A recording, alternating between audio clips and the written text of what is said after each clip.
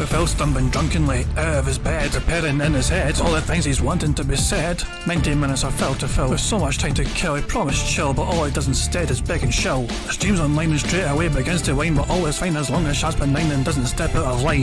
His content's immature for all to endure like fresh manure, but I feel sure he ran straight to feeling so insecure. The money he earned from yesterday was withdrawn and long gone, as Phil's spending impulse is always set to stay on. If supports are also slow, his taste so low and fails to grow, you never know, the show may turn into an easy bingo. Once ticked off across the board with charge toward because his code can be ignored, just how much DSP makes us feel so bored to help us fight or sleep and try to keep alert to watch a creep who play bingo, but Phil will bitch on why his sheep are also cheap while DSP is chasing green. We're seeing green across the screen as Phil's routine predictability rivals are so machine. Snorting, burping, leaning, ban it matters not if actually fun. His child can't see if powers make him feel less of a man. Takes a drink and starts his like before launching into a big pretending there for bills when truth is there to buy a wrestling JPEG. Talks about his shitty life of college cat and fatty life and all his strife while forgetting that it's unwell and they were rife. With drama he will react but isn't act, that is a fact as he rehearsed to be exact in how he felt he was attacked. Teacher's nearly over and awareness in sight, with what to white despite Phil to light that tips were not white. We'll say alright it is okay and now it's time for Phil to play, but first he'll say that tips will help from being off the other day. And with those words we win again, it's never if but always when the game is won. Thanks to that we made it to the very end.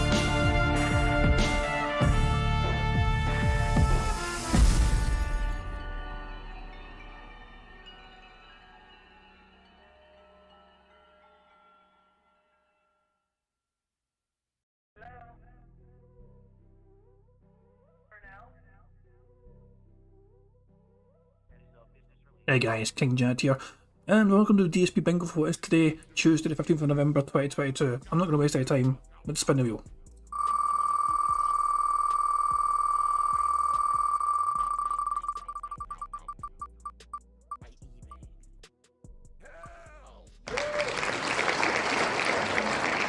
Well.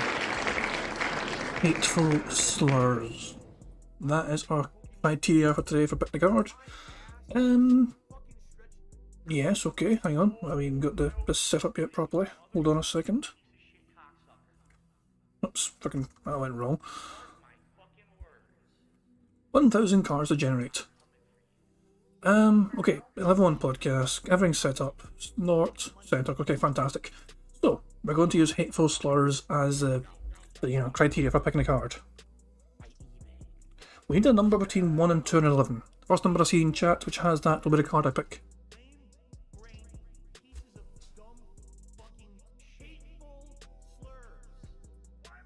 Number 111 is the first number I saw from Thomas Hazelton. That will be the criteria for today's bingo. So, fantastic stuff. Let me try and find that as quick as I can. 2 seconds.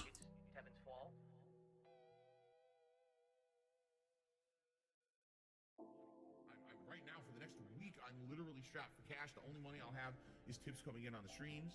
And that, by the way, I have to raise money to pay 2 big bills next week. All my utilities are due next week. So now in the next few days, I have to raise money. Okay, we have our stuff for today. So the bingo card on the left hand side is our bingo card for today. Good stuff. I'm going to get the stream all set up, guys. Thank you very much. I hope I picked that. And we're just waiting for Phil to go live properly. He's there, he's awake and all that jazz. But, you know, it is what it is. He's down to 888 members. Nice repeated numbers there. And, yeah, I'm going to turn the music up, turn myself off, and I'll catch up with you guys when Phil starts going live. So, yeah, enjoy the music. Pay my back taxes, I have to pay my mortgage, pay my internet bill, I have to pay bills, I have to pay bills, bitch, pay taxes, I have to pay bills, bitch, day to day, tips to tips, to pay bills and things. Eventually things will get better, but kind of stuck right now with how things are. That's why I'm trying to make money. I have to pay bills, you know. I have to pay bills. I have to pay bills. I have to pay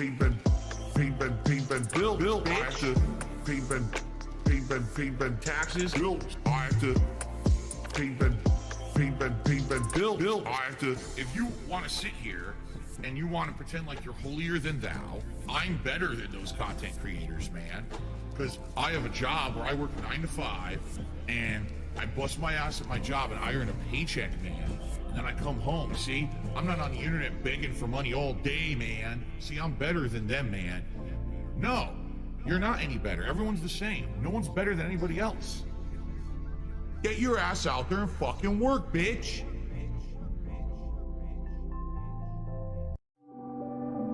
My life today is the best I've ever had. And I mean that. Like, every day I feel like is the best day of my life. Your life is nothing. I love my life. I have so much fun every single day. You're bagging. I love my life. I have so much fun. Everyone hates me. I have an emptiness in my life. Oh man, there's something huge missing from my life. I need a large group of friends. All I do is sit around drinking gin all day. Ladies and gentlemen, I play mobile games. Yes, I spend money on mobile games. I love my life. I have so much fun every single day. You're bagging. I love my life. I have so much fun. Everyone hates me. I love my life. I have so much fun every single day. You're bagging. I love my life. I have so much fun. Everyone hates me. You're still bagging for $10 donations and $20 donations to pay your electric bill, to pay your fucking rent, alright? I get it. I'd hate me too. See you, Phil. Have a good one. It's been a rough year. Why does Phil always have to mention that there's a tips goal on the stream? And why does he have to mention if it's a slow day for contributions? And why does he have to bring that up? Big ups to your dad. And a very slow day for support. Please tip me. I need tips tonight. I jump on stream. Obviously, I need tips. Pay my taxes, pay my back taxes, pay my utilities, pay my mortgage, pay my internet bill, pay my utilities. Guys, I completely forgot. I was going to bring this up and I completely forgot to do so. I'm gonna go full screen again. So, hang on. Phil made a strange tweet the other night. This one here. Somebody tweeted, so Elon's butler, who the fuck that is, tweeted about giving away something. He's giving away 5 Pokemon Scarlet and Violet Nintendo Switch OLEDs. This giveaway includes 5 Nintendo Switch OLED and 5 copies of Pokemon Scarlet and Violet. The drawing was in like 24 hours. This is all he fucking made 18 hours ago, this fucking tweet. And you have to follow, like and retweet, and also comment 10 times. Now, commenting 10 times is a bit of a random kind of thing. It seems like excessive to me. But I'm not going to, I'm not going to fucking bat an eye. I'm just going to fucking ignore it. Most people would, just ignore this kind of shit. Phil, though, not happy at all. He says, this shit is ridiculous. Give this guy an absolutely insane engagement boost to comment 10 times to possibly win something. This showed up at the top of my gaming feed. Giveaway shit like this needs to be banned on Twitter. It's incredibly abusive and exploitative. And our boy TJ Gamebox was kind of quick to point out that Phil has done something very similar in the past. When he says, can anyone tell the difference between these photos, where he also did the tweet here that he's bitching and whining about, and Phil doing his own giveaway years and years and years ago. And obviously some good answers like the PS4 is this box with no console. Goodness me, I think Gibmorebloods got a very good fucking point there. Phil entered for a free PC like a few weeks ago, like last month or something. Phil actually tried to, he actually entered a giveaway for a free PC. It's bizarre. I mean, the fucking double standards is so strong with Phil. It really is. So yeah, there's a good chance that Phil's going to bitch and whine and moan about this particular subject today. I mean, if we check out Phil's Twitter, is he going to allude to what he's talking to? Schedule updates, essentially. Nothing really concrete there, being revealed. Schedule updates and just God of War or whatever. So yeah. What else is there to talk about? Piece of Peace has done a little bit of tweaking to the tips tracker. He has added some YouTube membership data to the right side of a daily summary page. So the second tab on the tips tracker at the bottom of the screen, which you guys can't see because the bar's in the way. Hang on, I'll just get it out of the way. The daily summary little tab right there. If you scroll to the right, if you need to scroll to the right, you will see this YouTube memberships information here. So current memberships is 888, which is completely accurate, as you can see here.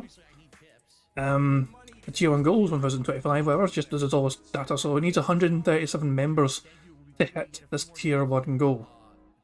And now you've got gifted YouTube memberships as well, the information here. When Peace last updated this, the next expiry date for members dropping, how many active gifted memberships there are, the percentage of memberships that are gifted, the organic memberships that Phil's got just from natural fucking, means. It's incredible. And also the record as well, the record number of members he's had at one fucking time. So there you go. Piece of Peace did some great work keeping track of all his data and trying to make his data as presentable as possible, so simple minds like mine can take in all that information. So Phil's losing members next on the 17th of the 17th, hang on, 17th of October. That's not right. Phil's not losing any more members, I think, until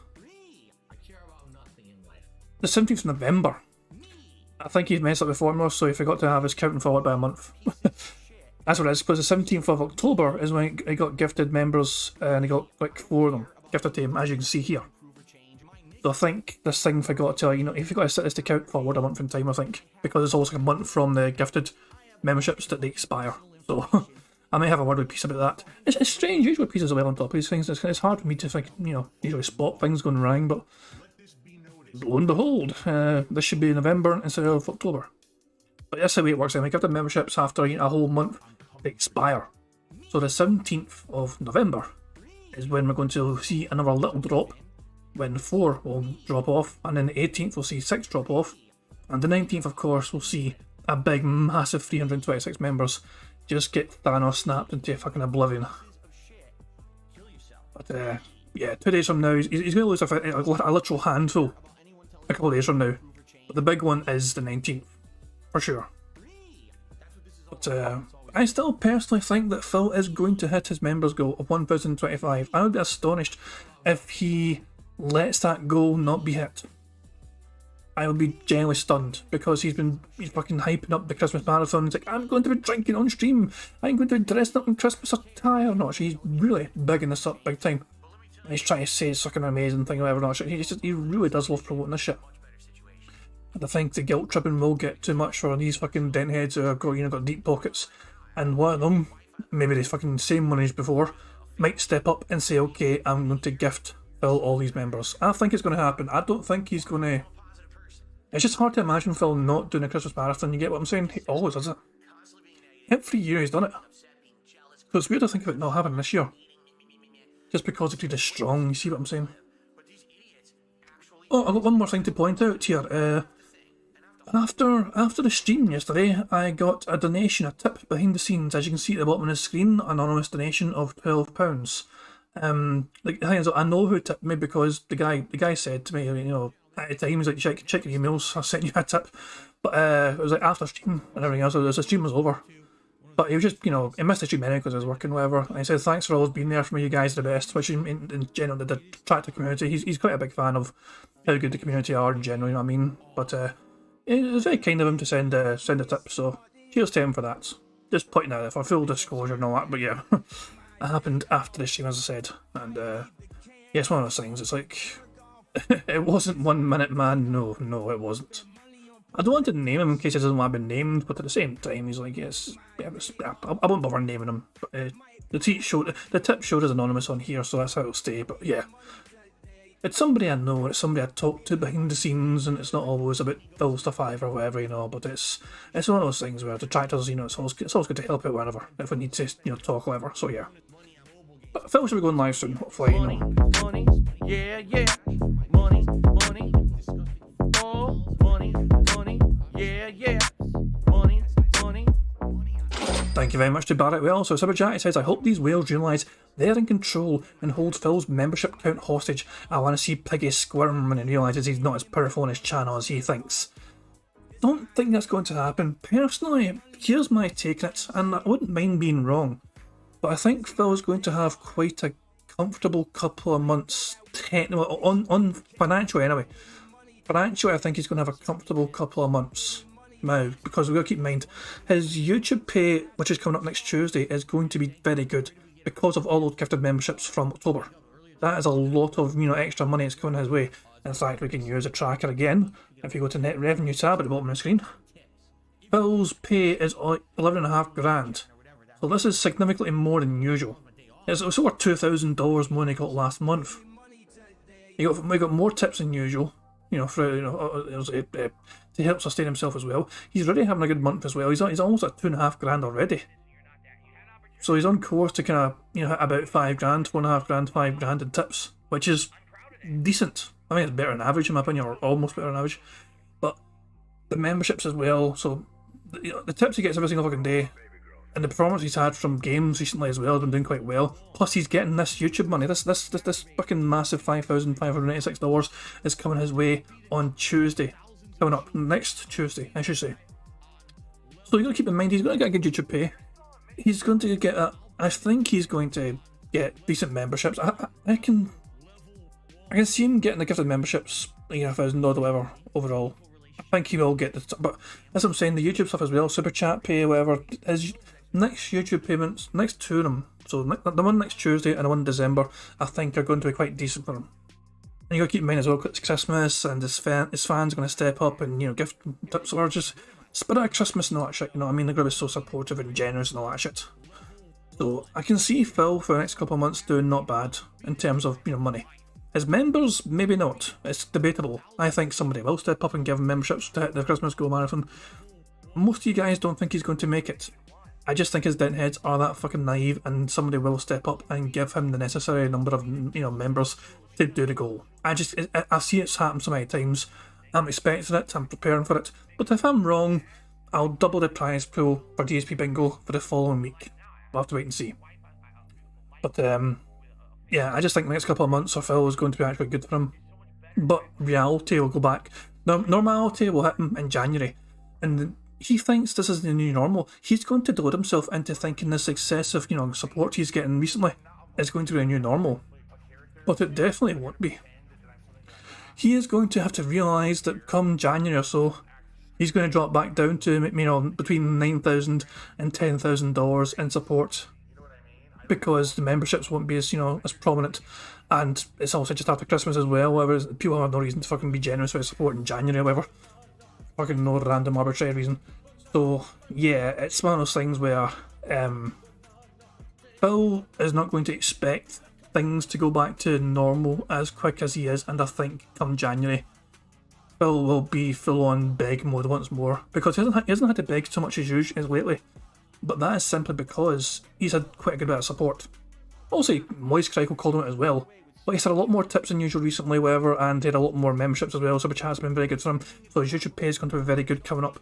The tips have been doing very well for him. He's been doing decently in terms of his usual metrics. But that's the kind of point. It's not his usual metric. This is not the new usual for him. He's going to delude himself into thinking it is the new usual. And come January, things probably will go back to normal for him. And he won't be expecting it. He'll be expecting things to get, to kind of stay where they were. He won't think to himself, that was a better month than usual. Nah, he's going to think to himself, great, things are getting better for me, things are improving, I'm on up again, this is it. So he's going to expect that kind of consistent level of support. He's going to hope and expect 12 grand a month instead of 10 grand a month. And he's going to be surprised when January hits him, and it won't be the case. So, but that's my take on it anyway, Barrett Wells. When it comes to the members, absolutely, his whales have a lot of power over that, and we'll see whether they step up or not. I think they will. A lot of people don't think they're going to step up in time for them. We'll have to wait and see. But yeah, Phil is going to start a stream very soon apparently. So you guys all know the drill. I'll just go through it right now. So there you go. You all know the drill. Tag me in chat in case I miss anything on the card. If Phil snorts 25 times, that's a free space. If Phil gets 100 likes and blows bubbles, that's a free space. Has to happen before he starts recording gameplay for YouTube. And yeah guys, fingers crossed, good luck. Maybe we can learn legitimately today. No touching the poop. Don't try and bait Phil to say these things or do these things. Try and let it happen as naturally as possible. That's the whole aim of the game, or laughing at Phil. And for the love of God, don't fucking give Phil money to try and say something on the card. That's the last thing you want to fucking do. Don't give us idiot money.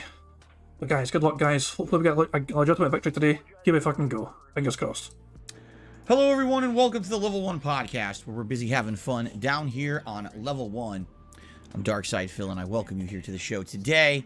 My final consecutive streaming day of the week. Today is Tuesday, the 15th of November, 2022. If you can believe it, we are halfway through November. Where did the time go? It feels like yesterday I was doing my Halloween marathon. I really have no clue. Where did these weeks go? Right? Wow and geez.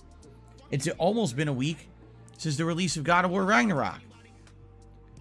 Crazy, right? Time is flying. But the thing is, this time of year, time always flies for various different reasons. You know, it's the holidays, so everyone's excited. Here in the United States, it's going to be Thanksgiving in a little bit over a week, and everyone's excited for that. You got Christmas right around the corner, so a lot of people planning and doing things that are very festive or holiday related, or you're about to, right? You're planning on getting that stuff going. For those of us who are gamers, look what I just did to my forehead. I just like scratched it, and now look at like a giant welt on my forehead right here on the podcast. Isn't that great? Anyway, anyway, for those of us who are gamers, all right, this is the busiest time of the year because there's so much going on. There's so many games to juggle at once, and basically because there's so many to play, time just literally flies by, right? It's pretty nuts. Because we had a really slow summer, and then, you know, in September, there wasn't that much either, maybe 1 or 2 games, and all of a sudden when October hit, it's been like crazy, non-stop action with these new releases, and, you know, juggling as many as I can, and it's just, every day, it's like overload of hot new games that I'm playing and I'm having a good time with, so, it's cool. Of course, it's a good time of the year, but, like a finger snap, across an infinity gauntlet, it's all gone in an instant, right? There you go. So you got to savor that flavor while these things are going on and all these great new releases are being played and all this festive holiday stuff is happening. You got to make the best of it, right? Don't let it pass you by. Don't be one of those people that like is in a haze, the holiday haze it's called, where because there's so much going on around you that you just kind of coast through it and you don't really take the opportunity to enjoy it, because the next thing you know, it's January. You're like, oh crap, it's January, and that means that all the holidays are over. It means that we're in the beginning of a new year, new grind for a lot of people, right? It kind of feels that way. Game wise, typically January is not a great month for games. Usually January is one of the slowest months of the year for game releases. This year may be a little different, only because there are a couple that are already kind of on deck. For example, that One Piece RPG is scheduled for January. But for the most part, yeah, January is kind of like that recuperation month from the craziness of the game releases and the holidays. So, I'm here to savor it. I'm here to enjoy every day of the busy gaming season, of the busy holiday season, and, you know, soon there'll be holiday festive things on the stream. All right, I don't want to really jump the gun with that yet, but I already have, you know, some Halloween, wow, some holiday themed stuff to add to the streams, which I think you guys will really enjoy. You know, as what we do every year is we spruce it up around here. I have holiday decorations that I put up behind me for Christmas, and I put those up usually the weekend after Thanksgiving. So usually I have a Thanksgiving, you know, day celebration or whatever, and then maybe like one more few days that weekend, and then usually around the last week of November we put all the Christmas stuff into effect, and that includes not only decorations, you know, for the scenery on camera, but also usually like other things implemented on the stream, like animations and things like that. And so I guarantee you this year's going to be more of the same. And get into that festive spirit, all right, sooner rather than later. Now, today is my final consecutive streaming day of the week, and today is, well, this week was a short streaming week, all right? This week was only a 5-day streaming week. Usually I stream 6 straight days. This week it was only 5. Reason being is that my 1 day off a week is the only day that I have to do anything that I have to schedule, and it just so happens that I can only schedule something for tomorrow rather than Thursday, which is my usual day off. And then incidentally, I was like, well, let me schedule something else. I have a bunch of stuff I scheduled all for tomorrow for my day off. Okay. Now, by complete chance, this ends up working out well, and here's why. Next week, okay, is Thanksgiving on Thursday. And, you know, that's a national holiday here in the United States. I never do a full day of streaming on Thanksgiving. I usually split it up so that I'll be here for half a day, and then the other half I spend with my family having a nice Thanksgiving dinner. This year will be no exception. So being that Thanksgiving is on a Thursday of next week, it's actually better to have my day off on Wednesday of this week, because then I could do a full 6 days of streaming, you see, and then have my Thanksgiving day, well, have my normal day off on Wednesday, which I need. I need it for shopping and doing various things. And then having Thanksgiving, where I'll be here for the Thanksgiving episode of Ask the King, but then I'll have that night off for, you know, the holiday. Only to return on Friday with a special marathon, the DSP Black Friday Adpocalypse Spectacular, where I'll be reacting to advertisements all day long that you have submitted to the channel on the main channel page. If you're still interested in doing so, I'm still accepting them. Just type !Adpocalypse into the chat. It'll bring up the link. Or if you just check out the main channel page of DSP Gaming on the community tab, there's a post there from last week where you can go and post up advertisements for this special event. The qualifications are, number one, it must be on YouTube, so it's easily watchable by me by putting them into a playlist. Number two, it must be an advertisement that's old, meaning from the past, the 50s, the 60s, the 70s, the 80s, the 90s, and the first half of the 2000s. I don't want anything more modern than that. I don't want anything from like the last 20 years or anything like that. Only reason is, number one, those aren't as interesting. If it's more modernized, it's probably something that's not as good as something that's older that you can react to and say, wow, look how different ads were back then, or what kind of products were sold back then. But in addition, I'm obviously trying to avoid any kind of issues with copyright and the like. And, you know, the further back you go, basically, those ad campaigns are no longer valid. They're no longer running. No one really cares about the rights to that shit anymore. So you can react to as much as you want on YouTube and you're fine. As opposed to, oh, here's an ad from 10 years ago, but it's still an active thing that everyone talks about and buys. They might try to get you, you know. So, you guys have done a great job of submitting stuff for this event so far. Please continue to do so over the next week.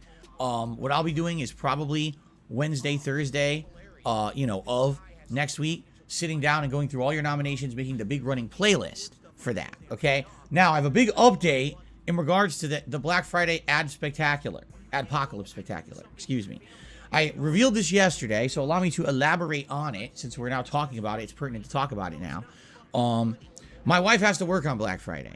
She works retail, all right? That is the recipe for disaster, I know, because I did it many years, all right?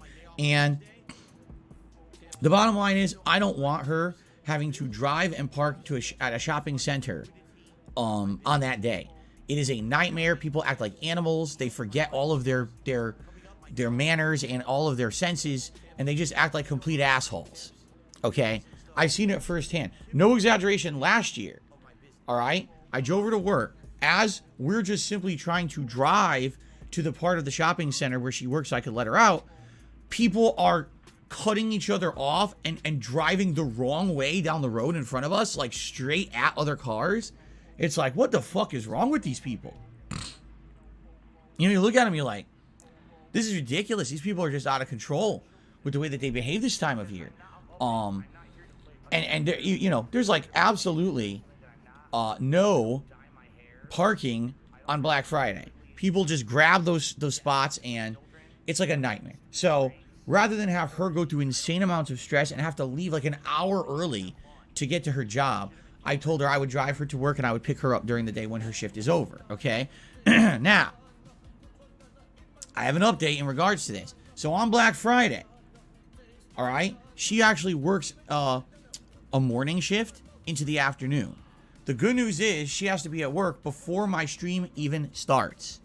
So, in that morning, I'll just get up early, I'll bring her to work, I'll come home, and I will, as long as nothing goes wrong, you know what I mean, I'll be starting my Black Friday Adpocalypse Marathon stream at the usual time, 10:45 a.m. Pacific time.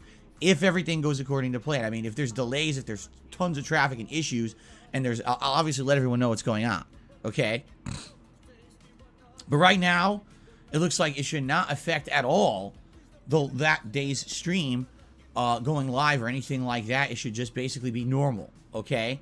Now, here's what we're going to do. We're going to take advantage. Money, money, yeah, Excuse yeah. me. Money, money, oh, money, money, yeah, yeah. Money, money. Thank you very much for Black Mentor Super Chat. It says, how is she going to sell furniture at IKEA if her mass breaks everything in the store? Yeah, but like a building a China shop, won't it? Jesus Christ. Maybe if I can have to glue things down, you know, so they don't get knocked over by cats, mass of the ass or whatever. I don't know. Who knows? Prophet says IKEA is 1.9 miles from the Snort Fort. That's a 9-minute drive. Yeah, it's one of those things where, I mean, it's just so funny. I mean, if you're worried about the car, Phil, let's be honest here. Phil's priorities here. Sorry, not criteria, priorities. Phil's priority here is not cat's welfare. It's his car's welfare. He doesn't want his car exposed to a wild crowd of Black Friday shoppers that might start fucking looting and, you know, damaging property all around it. He is just actually scared for the safety of his own vehicle, not really for Cat's well-being here. His first focus here is the car and making sure the car will be alright. That's why he's taking the car, going to pick it up and then get that car out of there so the car is not in any danger. Leave Cat behind to do her work, but then he's going to get the fuck out of there with the car and make sure that car is perfectly fucking safe. That is his main priority here. But it's funny that Phil pretends otherwise. Let's be real here. That is his main focus here. He doesn't want anything happen to the car. Some random fucking gang of looters from Black Friday looking for a deal. Just something going mental and smashing up cars or whatever in the parking lot or whatever. That's his thinking. That's his mentality. That's what he thinks is going to possibly happen. And he doesn't want to run that risk. But yeah, if it's true that fucking Cat works at IKEA, which is like less than 2 miles from the home, it's like it's practically a straight road as well. You can't turn out your fucking street, and it's effectively a straight road towards a shopping centre. But yeah, it's one of those things where I still can't believe that when a car had problems, Cat never bothered trying to get to work. Why don't you call an Uber? I was like, nah, I'm just gonna stay home and play Skyrim. I can't make work. Sorry, boss. I was like, literally a straight fucking road. Why don't you just start walking it for fuck's sake? Like, no, I can't gallop that far. I'm sorry. I'm just going to stay home and play Skyrim. We're going to take advantage of the fact that I need to interrupt my stream at that day to pick my wife up from work. I believe, now, don't quote me on this because I forgot to write it down. I think she said she gets out around 4 p.m. She might have said 5. I can't remember which it was. It was either 4 or 5 p.m. Pacific time. I'll confirm that for everyone, obviously. But here's what's going to happen. We're going to do the marathon for several hours, right? Probably like 3-4 hours of reacting to ads, having fun, relaxing, chilling, having a good Black Friday together. Okay? Then, I'm going to go on an extended break, which is a necessary evil. I have to do it. All right? It's probably going to be like an hour-long break. I'm going to drive and pick her up from work when she gets out. Okay? And then on the way home from, you know, picking her up, I'm going to stop somewhere to get food. What food? I don't know. We need to talk about this over the course of this coming week. Is there a fast food place around here that you guys would like to see me get some food and try it for like a Black Friday edition of DSP Tries It, right? I have not done a DSP Tries It in a very long time. I have not done fast food in a very, very long time. So obviously this would be an interesting opportunity to do something a little different, right?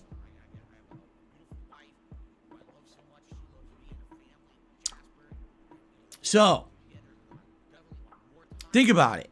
Please look into it. And, you know, yesterday I talked about some of the fast food chains that are near me, just to give you a refresh on that. McDonald's, Burger King, Wendy's, Dairy Queen, Taco Bell, Five Guys, Habit Burger. You know, Chick-fil-A is there as well. I didn't even think about that. But the thing is, on Black Friday, the line for Chick-fil-A might be absolutely insane. You know what Is he seriously just saying that because he associates... So I'm going to translate what's going through Phil's mind. Okay? This is what I think Phil is envisaging on Black Friday. He thinks that because a whole lot of angry black people are out and about, they're going to be fucking flooding the chicken stores. And they'll just all the chicken retail fast food places are going to be absolutely jam-packed. because of it. And so Phil's like thinking, oh, the chicken place might be absolutely heaving with people in general. His mind naturally assumes that Chick-fil-A is going to be absolutely fucking bouncing on a Black Friday. No, not McDonald's, not Burger King, not any other. He automatically it just jumps to Chick-fil-A, the chicken place, being asked why not any of the other fucking places, Phil? Why not Five Guys? Why not Burger King? Why not Subway? He's not Chick-fil-A might be fucking bouncing. Fuck off. Jesus Christ, man. Money, money, yeah, yeah. Money, money, oh, money, money, yeah, yeah. Money, money. Thank you very much for Black Mention Super Chat. It says that Tevin's shopping on Black Friday going to steal his precious 2017 Corolla if he leaves it in the parking lot, dude. I genuinely think Phil fears that. Not necessarily steal it, but damage it or sabotage it, like smash up or something like that. I don't know if he's worried about it getting stolen necessarily, but perhaps, damaged and violated or whatever. I don't know. Dalton Ronan makes a very good point, which I think Phil is not really, alert to these days because he's such a hermit. His perception of Black Friday is so off. Most stores have been doing Black Friday sales since the beginning of November, and quite a lot of places do that for a good reason. When you have it in one specific fucking day, it naturally leads to a whole lot of fucking, panic buying on that fucking day and people going fucking mental. And as fucking exciting as it is to kind of fucking see that shit, the fact that some people are trying to kill one another for a fucking deal on one fucking particular day, it was fucking stupidity at its fucking finest. So it makes far more sense for a lot of fucking retailers to say, look, let's just stretch this out over the fucking month. Let's just so fucking people can still get the fucking bargains or whatever, you know what I mean? We'll still make some... People will still fucking spend more than usual because there's a fucking deal on, but it's not going to be some sort of fucking crazy goddamn... Yeah, I mean, obviously on Black Friday itself, I'm sure there will still be quite busy people trying to pick up some good deals, but a lot of places have certainly helped, spread out when the deals are available, rather than just force it all in one fucking day only. So, but Phil though is talking the fucking past, and he still thinks it's like the fucking, the scenes of like people throwing each other under fucking, fucking trolleys, or just fucking people getting rugby tackled at the fucking way so you can get a fucking 6-inch TV or some push, man, Jesus Christ. Those days I think are quite long gone, and it's for the fucking best, man. It's just humanity at its stupidest. It's like those kind of Black Friday events, where people just fucking going absolutely mental, forgetting their basic humanity just so they can fucking spend more money than they usually would have done anyway on some sort of fucking thing they don't even need. I've never been a big fan of Black Friday and the fucking insanity it surrounds it, But also you can get some good fucking deals if and when you need it or whatever, but some people just fucking treat it as like, we need to fucking spend money on Black Friday. It's like, you don't need this though. It's like, you're just wanting to spend money because it's got a good discount, but you don't need this shit. But yeah, Phil was still stuck in the past, in my opinion. I'm saying, like, it might be like insanely out of control, wait an hour to get a sandwich, so I probably wouldn't make sense to do that. I'm more thinking of something more mainstream and all over the place that's easier to get the food and get in and out. You know what I'm saying? But anyway, other, Jersey Mike's. I'm just trying to think about a few more places. Oh, Jack in the Box is definitely on the way. Yep. So that's just a few. All right. So that's what I'm thinking. And no, I mean, as much as that might be a fun event, there's no way I could do that. He says, get a chicken sandwich from a bunch of different places and compare them in a showdown video that day. Do you know how long it would take for me to go to multiple restaurants on Black Friday, buy the food, and come home and then try to eat them? Like, that would be a 2-3 hour break. Seriously. So, basically, the launch of the stream on Black Friday will not be affected whatsoever.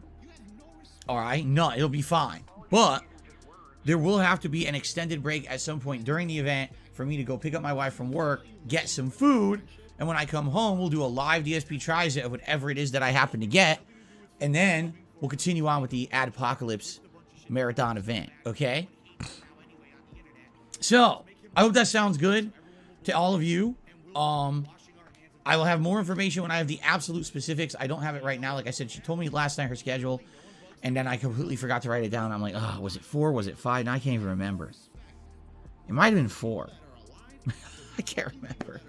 I gotta talk to her. All right. But anyway, so that's the good news, is that even though, yeah, life calls and I have to do a few things, it's actually not going to really affect us at all in any negative way. It should be fine. Okay? So that's a good thing. Now, yesterday I announced a change to my schedule based directly on your feedback. And what I would like to do now is go through the schedule for the coming week and update you all on how it's going to go down so that you understand what games are being played, because there is a big shift here that people may not have paid attention to if you didn't watch the podcast yesterday. Okay? So here's the deal. Motherfucker is slurring his words like crazy. Yesterday. You all hear that? Yesterday. Paid attention to if you didn't watch the podcast yesterday. Yesterday. All my troubles seemed so far away, but now they're back and they're here to stay. Don't know why I went off Sean Connery and singing that, but there you go. But yeah, he's definitely slurring those fucking words. Okay, so here's the deal. Today, it's the continuation of God of War Ragnarok, which I'm very excited for. The game is outstanding, having tons of fun with it. Today, another 3-hour stream, so we're going to have more progress. I don't know if the game's going to open up a little bit more and have side content today, or if instead it's going to be just more major narrative. Last time around, it was like literally all narrative, right? And I had a ton of fun with it so far. I think we're around 11 hours in, something like that. So more coming today. Very excited. Hope you guys are too. All right. Are we 11 hours in? Wait a minute now. On launch day, I played 5. Then when I came back from break, I played another 3. That was Friday. Yeah. We're 11 hours in. Jeez. We're a week into the game and I'm only 11 hours in. Whew.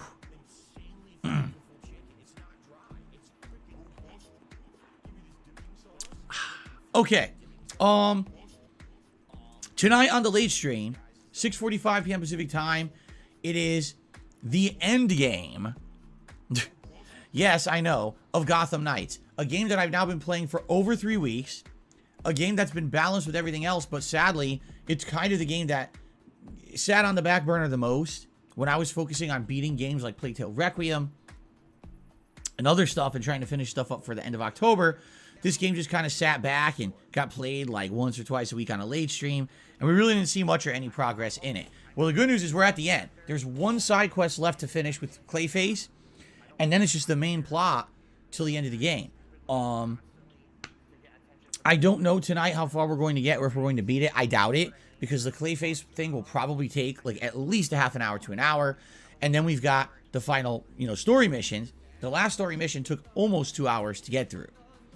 So I'm thinking these final story missions likely will take a few hours, and therefore we may need like tonight and one more night stream to beat Gotham Knights. Basically, this is like the big lingering playthrough that I haven't had a chance to finish. Incredibly, we have a free space already. Bill has hit 25 fucking snorts already. Somehow, some way. Remember, the original target was 50 snorts. That was during his fucking height of the summer when allergies were fucking rife, not shit. He should not be snorting this much anymore. I lowered it to 25 because I thought I'd make it more fucking feasible. But that's twice in 2 days now. We have hit the snort goal. So I might have to bump that bastard back up. We'll see how bad it gets throughout the rest of the stream and I'll keep counting. But if this motherfucker gets over 50, I am bumping that goal back up to 50. I am excited to see how it ends. The game has not been bad. There have been some shortcomings and some grindiness to it, but for the most part, it hasn't been a bad game like the reviewers said. So, by the way, I left the Adpocalypse up there, didn't I? Let me get rid of that. It hasn't been a bad game like the reviewers said, and I feel that the game kind of got a bad shake because reviewers, for some odd reason, singled this game out as the game they wanted to screw over and crap on this season. I don't know why, because it ain't half bad. In my opinion, I've actually really enjoyed it as a fan of Batman and the Gotham City lore and those characters. I thought it was actually a pretty good game. I don't understand why critics were so harsh to it. But we're going to wrap it up, or at least try to wrap it up as much as we can tonight on the late stream, okay? Now, today's my final consecutive streaming day of the week, meaning tomorrow is my day off. Thank you in advance for any kind of support or anything you give me today. It'll all help me out for, tomorrow's day off, essentially. When I come back on Thursday, we're going to continue on with God of War as the mainstream again. Wow. Guys, I'm going to call this now, right? We might need that free space for Bills. Phil has made an absolute point to not fucking mention Bills the whole time since fucking Moist Critical called him out. If you go to Pig Go, just for the sake of it, just type in Bills. When's the last time Phil mentioned bills? Just talking about medical bills randomly on the fucking 14th. Okay, this is in general streams. There you go. Sorry, the 7th. The 7th. It has been over a week since Phil mentioned bills on a podcast. See that? 7th of November 2022. He has not mentioned bills one time since. So Moist Crickle calling him out for begging all the fucking time has certainly got to him, and he's made an absolute point to not fucking mention bills anymore. I'm kind of curious to what the fucking reference was for this. 2 seconds. 2 You seconds. needed to pay your money you're supposed to get right away, but they would. Hold on, what's this in relevance to, Phil? It's wrong, right? But you need the money now. Wow, it's quite a lot of this fucking thing he's reading. Here. The only way to level her up is to hand your dumb shit. Right, okay. Okay. What's he saying? I have a structured settlement, but I need cash now. Okay. I remember that. So what that means is, let's say, for example... Oh, it's just, so he's, oh, okay, it sounds like it's some boring shit. I'm gonna just fucking stop him right fucking there. I don't want to get fucking bored to goddamn death. Yeah. He was saying he's talking about like an ad or whatever, or talking about something, yeah. Okay, we'll just crack on a bingo. By the way, I'm going to speed this up to 1.25, just so we can get through the rest of this fucking schedule without getting our tits bored off. Why? Because I like God of War a lot. And I honestly feel like I am underplaying it, because I am doing variety streams and balancing everything. And sometimes that does disappoint me when I'm looking to do progress in a game like that, and it's like, damn, I'm only 11 hours in and it's been out for a week. So, like I told you guys last week, I knew the vast majority of you playing God of War were going to be way ahead of me in the playthrough. And you absolutely, most of you are, right? I get the feeling most of you are like light years ahead of me. You're probably played twice as much as me. And that, of course, means that there's no way you guys are really going to get spoiled watching my streams of God of War because, you know, you're so far ahead of me, right? So all that being said, I'm looking forward to more, and there'll be more on Thursday. That's basically stream today and stream on Thursday, all right? Thursday night, Modern Warfare 2 multiplayer, and now I'm actually really excited, and the reason being, last night, we used the Kostov 74U for the first time, okay? The gun is quite good. It's, like, seriously good. It's very, very damaging. It's effective at multiple ranges. I would say only at, like, maximum range is it not that good. Even without a scope, which I don't have a scope on the thing, it's still kicking ass. Last night, playing Modern Warfare 2, I got my longest kill streak ever. It was like 30-something kills. It was absolutely insane, okay? So, I had a ton of fun. And I'm looking forward to using this weapon more and unlocking even better attachments for it. So when I play this on Thursday night, it's going to be an ass-kicking session. Rather than, a grinding session where I'm trying to unlock shit. It's going to be, let's spank these guys. Right? Also, from what I'm to understand, tomorrow they are releasing new content for Modern Warfare 2. I believe they're releasing the new map. Is it Shoot House or something like that? Basically, it's that training map that's been in previous games before, but it's their more modern take on it. So that'll be neat to have a new map in the rotation, as well as me kicking ass with this gun that I unlocked and I'm having a great time with, okay? So that's going to be Thursday night. Now, Friday is a new release.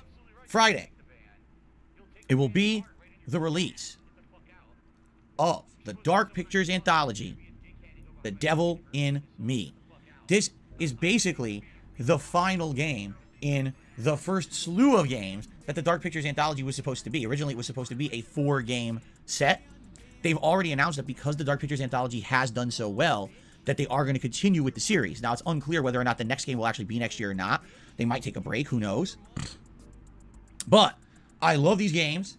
Some are better than others, I'm not going to lie, right? Like, I feel like Little Hope is the best, and probably House of Ashes is the second best, while that Man of Medan was just, meh, it was okay the first run, then it was kind of really lame after that. This time around, the game looks like Saw, if you've ever seen those movies. You know, kind of a kidnappers kidnapping people and or trapping people with a series of deadly traps, and you have to figure out ways to survive and stuff like that. So I'm excited for this, and I hope that you guys will join me on Friday as we play it all day long. Typically, these Dark Pictures games are anywhere from 5 to maybe 8 hours long. It depends on the game itself. Last year, House of Ashes was much longer than I expected. I thought it would be 5 hours. It ended up being like 8. Money, money, yeah, yeah. Money, money, oh, money, money, yeah, yeah. Money, money. Thank you very much to Prophet for the super chat. He says, I hope he's in for a treat Thursday night. Warzone 2 DMZ will kill Modern Warfare 2 multiplayer since it's free to play. I mean, quite possibly. It's hard to tell how these things go sometimes. And, you know, Modern Warfare 2 is, you know, it's kind of when you think of like first-person shooters or multiplayer games, like, you know, kind of way, Modern Warfare is the usual kind of thing you would think of right off the fucking bat. It is a very popular game. A lot of people do fucking have it. So I'm interested to see how well Warzone 2 does in comparison to it, in terms of like kind of metrics and numbers and that shit. But it certainly will help Warzone 2 that it's free to play. You know, it certainly will be a big factor in potentially trying to get people. And also, it's a newer game as well, so that could be a factor as well in bringing people over. And also, but Modern Warfare 2 is still new enough. I think that'll still get enough people playing it, and I don't think it's going to just fucking result in dead fucking lobbies. We're not going to fucking see Street Fighter 2 level of dead fucking lobbies with Phil fucking waiting ages for a fucking game. I don't think that's going to happen. So, but yeah, and people are just complimenting my pause game again. He looks like Private Pile, says Warren. Naruto Ronin says, I get annoyed with how he counts how many hours a game is. It's like, enjoy the game and not worry about how long a game actually is. It's what fucking separates Phil from being a common gamer, in my opinion.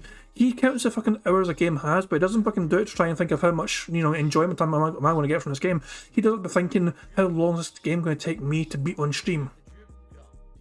The common gamer does not have to fucking worry about how long a game will take them to fucking finish on a stream. The common gamer will just want to fucking worry about whether they're going to enjoy the fucking game. They don't have to worry about such fucking things like that, but Phil, though, being Phil, is, you know, he likes to fool himself into thinking he's a fucking common gamer and saying he's a common gamer, but the truth of the matter is he's not. He's certainly not fucking common. But that's because he's a fucking content creator. And he actually has to think, that's what I'm saying. I don't have a fucking problem with him, you know, fucking making sure he picks games that's good for his content. But it's the fact that he's fucking pretending he's a common gamer when he is not. He's lying to himself, he's lying to his audience, because that is not what he is, because he's a content creator. Specifically, he plays games for a living. I play fucking games for fun. When I finish the fucking stream, I'll play Rocket League, I'll play Fallout, whatever, I'll play other things, you know. It's one of those things where I don't have to worry about playing games for fucking living. You know, I have a fucking job. This is me just fucking having fun. But Phil, though, is doing this for a fucking living. He needs to fucking rely on these games doing well, and his fans being supportive of him playing these games. There's nothing common about that. That has not been a common gamer. Gravekipper says, yeah, if he was worried about advancing in God of War, he could just play side missions or stream on his own fun. Yeah, exactly. But what? So I ended up having to do like a whole extra stream on top of what I had already scheduled to beat it. So I'm doing it all day long on Friday. Why? Because when you're doing a narrative game like that, you absolutely want to get as far as you can, as quick as you can, without breaking it up. Can you imagine if I did 3 hours on Friday, 3 hours on Sunday, and then another stream of it on Tuesday? What a tease, right? It's a freaking horror mystery, suspense and everything. You just want to have it go. You don't want to have to wait. Imagine if you were watching a horror movie and you watched it in 20-minute increments over 5 days. You drive yourself fucking nuts, right? So for me, I'd much rather do it all at once as much as I can. So we're going to do it all day Friday. Then Saturday, we're going to swing back to Sonic Frontiers. And for those who didn't see my streams yesterday, we made great progress. We're actually in World 3 now. I would even say we're probably more than halfway through World 3. Although we've come into some really frustrating parts of the game in World 3, quite frankly. So we'll continue on with that. And then Saturday night, if we haven't beaten The Devil in Me on Friday, which I don't think we will, we're going to try to finish it up on Saturday night, okay? Now, Sunday, Monday... Whoa. That reminds me, him fucking talking about Sonic there, and him saying there's like a few frustrating parts, reminds me of the fucking video I saw earlier on. I think it was Aquatule. It might have been an Aquatule video. Let me see if I can find it very quick, because it's not a long fucking video. It was an unrecorded segment. Let me see if I can find it very quickly, guys. But give me a second, guys. Give me a second. Blah. Where is it? Hang on. Maybe it wasn't that. I think it's actually a Snort Hogan. It was a Snort Hogan clip. Shout out to Snort Hogan. Hang on, let me just pull it up for you guys. So, unrecorded here. But Phil was playing Sonic, I believe, at this fucking point in time. Yeah, because he wants to wear a Sonic hat and all that shit. So, Phil had this to say unrecorded. Alright guys, so this is it. We're heading into, you fucking piece of shit, attack me from fucking behind when I'm talking to my fucking audience. Fuck this game. God, this game is annoying now. Alright guys, we're heading into the... Fuck this game. God, this game is annoying now. Fuck this game. This game is annoying now. This game's on a chopping block, not gonna lie. And yeah, it actually alludes to this, you know, further on in this unrecorded. It's funny he didn't mention this at all during his schedule on his podcast, which is recorded. But the night before, he says all this. Final hour of Sonic Frontiers, all right? Last chance to support the stream in any way. I'm going to be honest with you guys. Yeah, this game, basically, it looks like you guys have lost interest. I'm doing my best. You know, we're World 3 of 5. I heard the final world is not a real world. It's just narrative ending. But the game is getting worse the further I play it. Quite frankly, it is. And, yeah, if you guys can see, attendance is lower. Engagement is lower. Support is lower. Everything is lower. That's not good. Especially a game that I'm, you know, I've played halfway through it now. I definitely would feel like an asshole if I didn't continue to play it. So I am going to continue to play it. But it is what it is. Okay? I'm going to keep going. I got to try to finish the game. So, one more hour. Any final support would be appreciated. As you can see, we didn't even hit our tier 1 tips goal for today. Full disclosure, somebody stepped up and gave him the tips he needed to wear his fucking precious Sonic cat. It was halfway through the stream. And all of a sudden, they got the fucking tips he needed for it. He got to wear his fucking Sonic cat, and all of a sudden, the game got better. Isn't that an amazing coincidence? He hit his tier 2 tips goal, and at the same fucking time, the game got a bit better for him, and it was worth fucking playing still. So yeah, I just want to fucking point that out. He's not alluded to any of that whatsoever on this fucking stream when he's talking through his fucking schedule. Devil in Me on Friday, which I don't think we will. We're going to try to finish it up on Saturday night, okay? Now, Sunday, Monday, we're going to go do like God of War and more Sonic and try to alternate. Those night streams we're also going to alternate. It's going to be Modern Warfare 2 and the conclusion of Gotham Knights, unless we need another stream for The Devil in Me. So we'll see what happens, okay? But then, essentially, once I've beaten The Devil in Me and I've beaten Gotham Knights, the next project we're starting up, ladies and gentlemen, this is the big announcement. Pokemon Scarlet and Violet. Pokemon Scarlet and Violet. Get fucked, Phil, your little shitty sound box is broken. I don't know why I'm saying. He actually has a brand new sound box he can use. He just hasn't got the fucking batteries for it yet. It was in that fucking care package or whatever that Dutch and his fucking weird brother sent him. He actually has a brand new sound box which has more options, but he just doesn't have a fucking battery for it. So, but at least we'll get no fucking sound box today.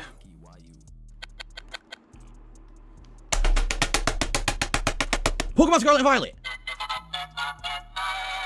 Holy shit, that actually worked. Gregory Lake said bang it on the table a few times, and it actually fucking worked. Gregory Lake knows these fucking sound boxes, I guess. What the fuck? I am counting that as clown mode, I think. That was quite clownish of him to fucking do that. I'm counting that as clown mode.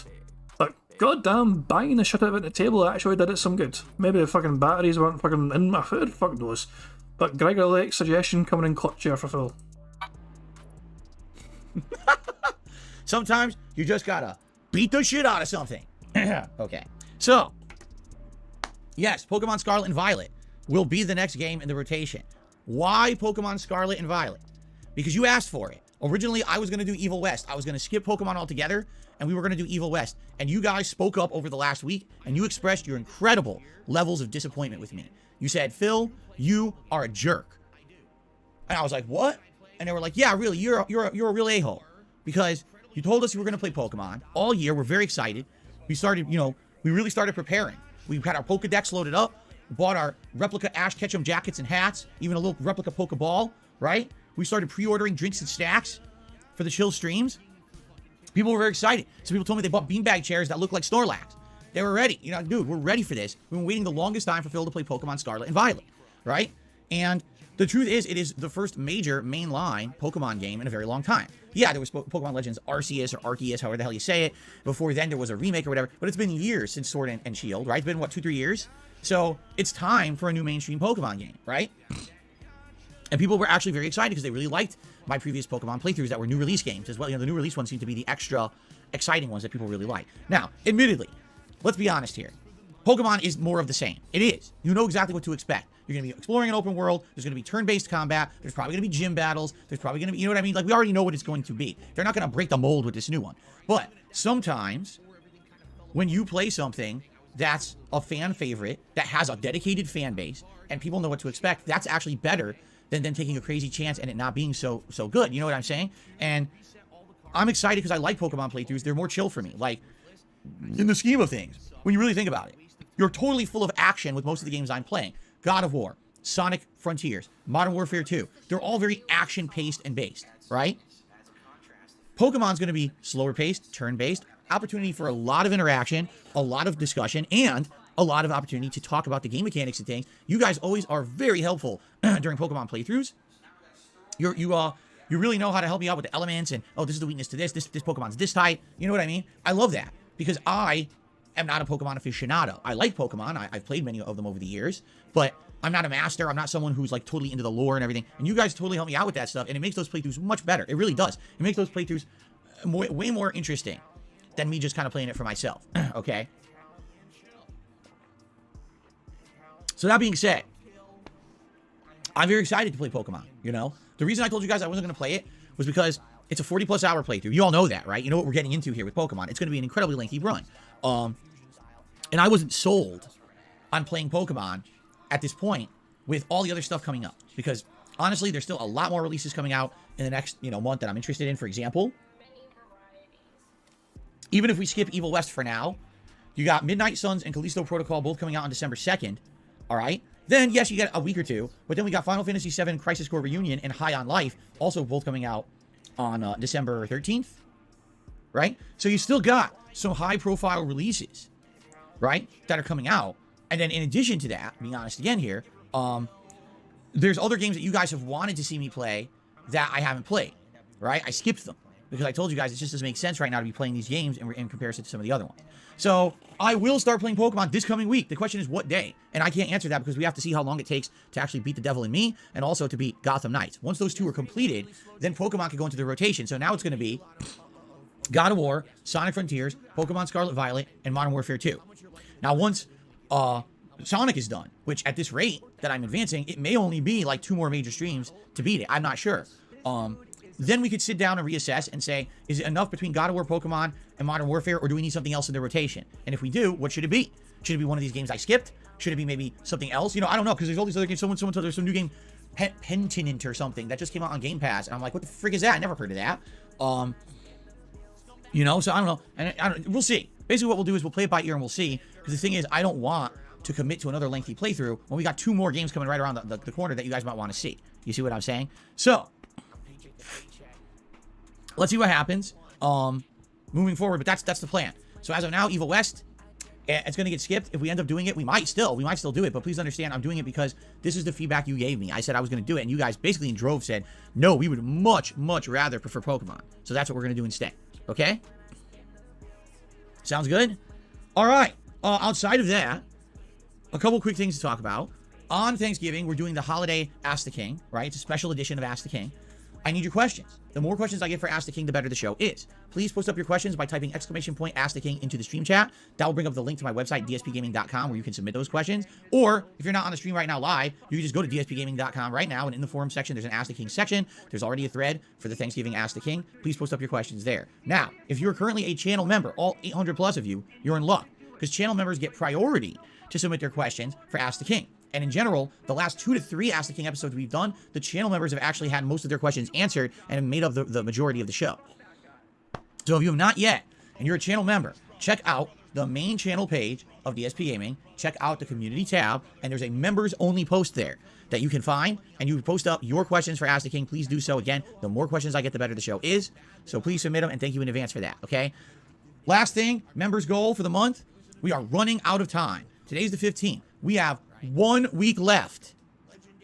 1 week left for people to either become a member, renew their memberships, or give the membership to their fellow viewer to hit the goal for the month, which we already had exceeded. When this month began, we were at 1,036.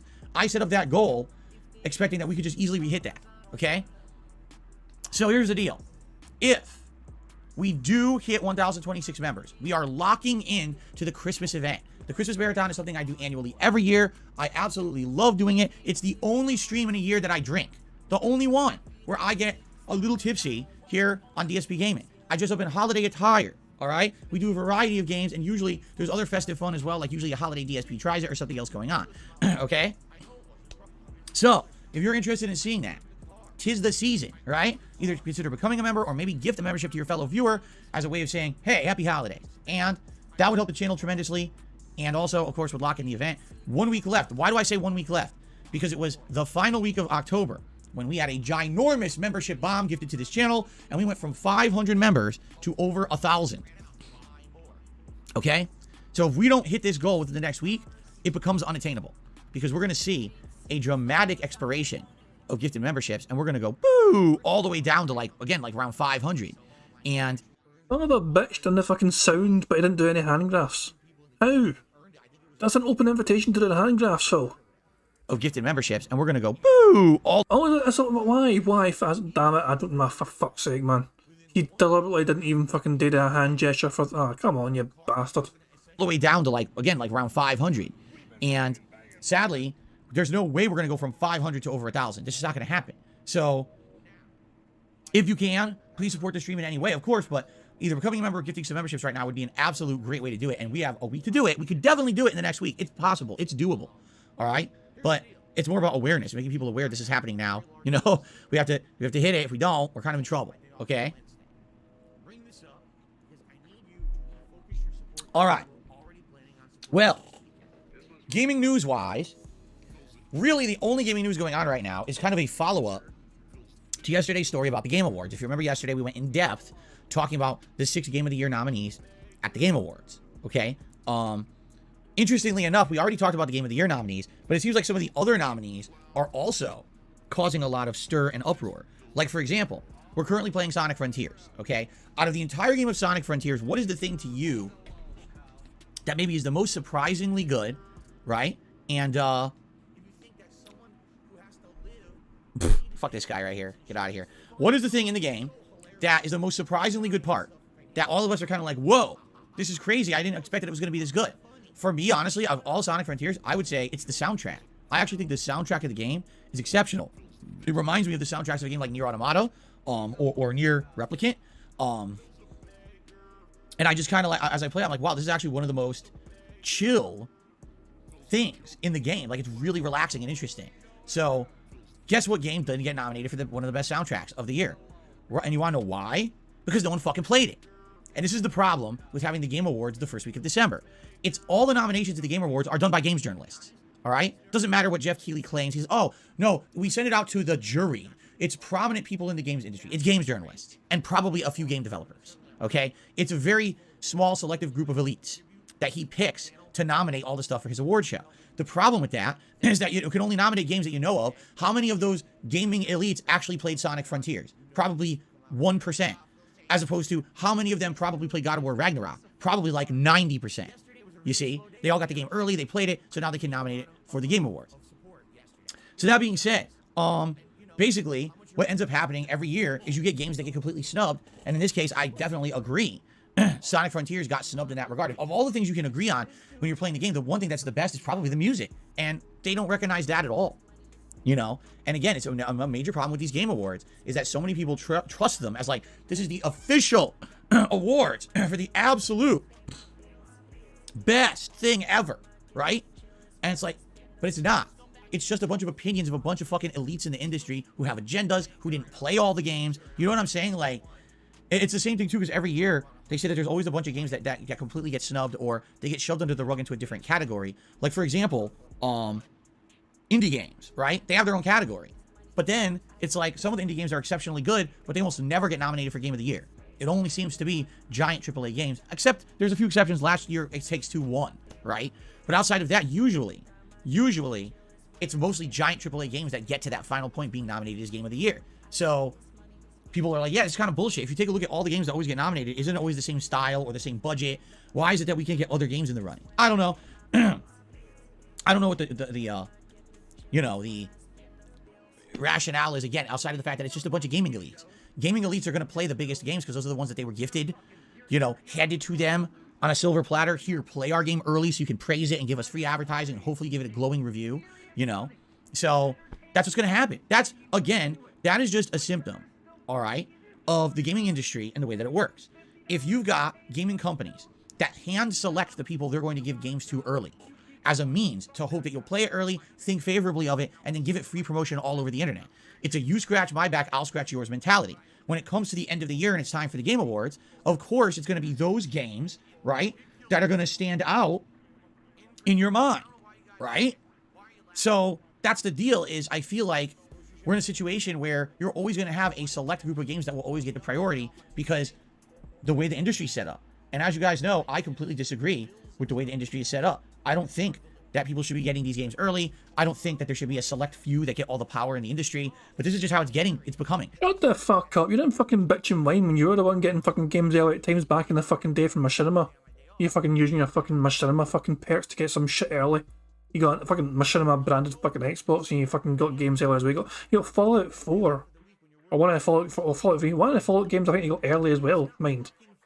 He has had a few games early in the past, whether it was given to him or whether he had fucking had to kind of use some strange means to it. Like, he had to fucking pretend, he had to fucking get Japanese yen and buy Dark Souls with the Dark Souls free. He bought the Japanese version of Dark Souls free so he could play it fucking early. He has some strange fucking justification for it. I wonder if we can find it in Pig Go. Give me a second to just randomly type yen and see what comes up. Fuck, this might take a fucking while. 1,439 results. Fuck that. That's no way. That's no. Not gonna be as easy as I thought to fucking find that. But you get what I'm fucking saying though. Phil's not fucking whining about the fucking, special elite shit when he was technically part of the elite. He didn't give a shit about it back then, but now he's fucking bitter and jealous that he's no longer fucking relevant whatsoever to get considered for these fucking sort of things. His opinion doesn't fucking matter. His fucking impact on the fucking gaming community is not a fucking consequence whatsoever. Phil's on the outside looking in, and he fucking can't stand it because he knows he used to be somewhat fucking relevant and pertinent. He was a fucking known name well back in the fucking day before he was a fucking joking in the goddamn internet. And he just can't fucking handle it anymore. This is absolutely him being a jealous, bitter old bitch. And it didn't used to be like that. Essentially what's happening is the gaming landscape is becoming exactly the same as movies, as television. You know what I'm saying? It's all becoming the same now. It's the same deal. How it always is in other entertainment mediums. Now the gaming industry is getting set up that way too. And that's not good.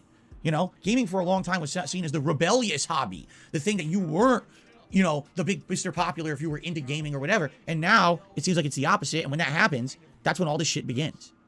You know what I mean?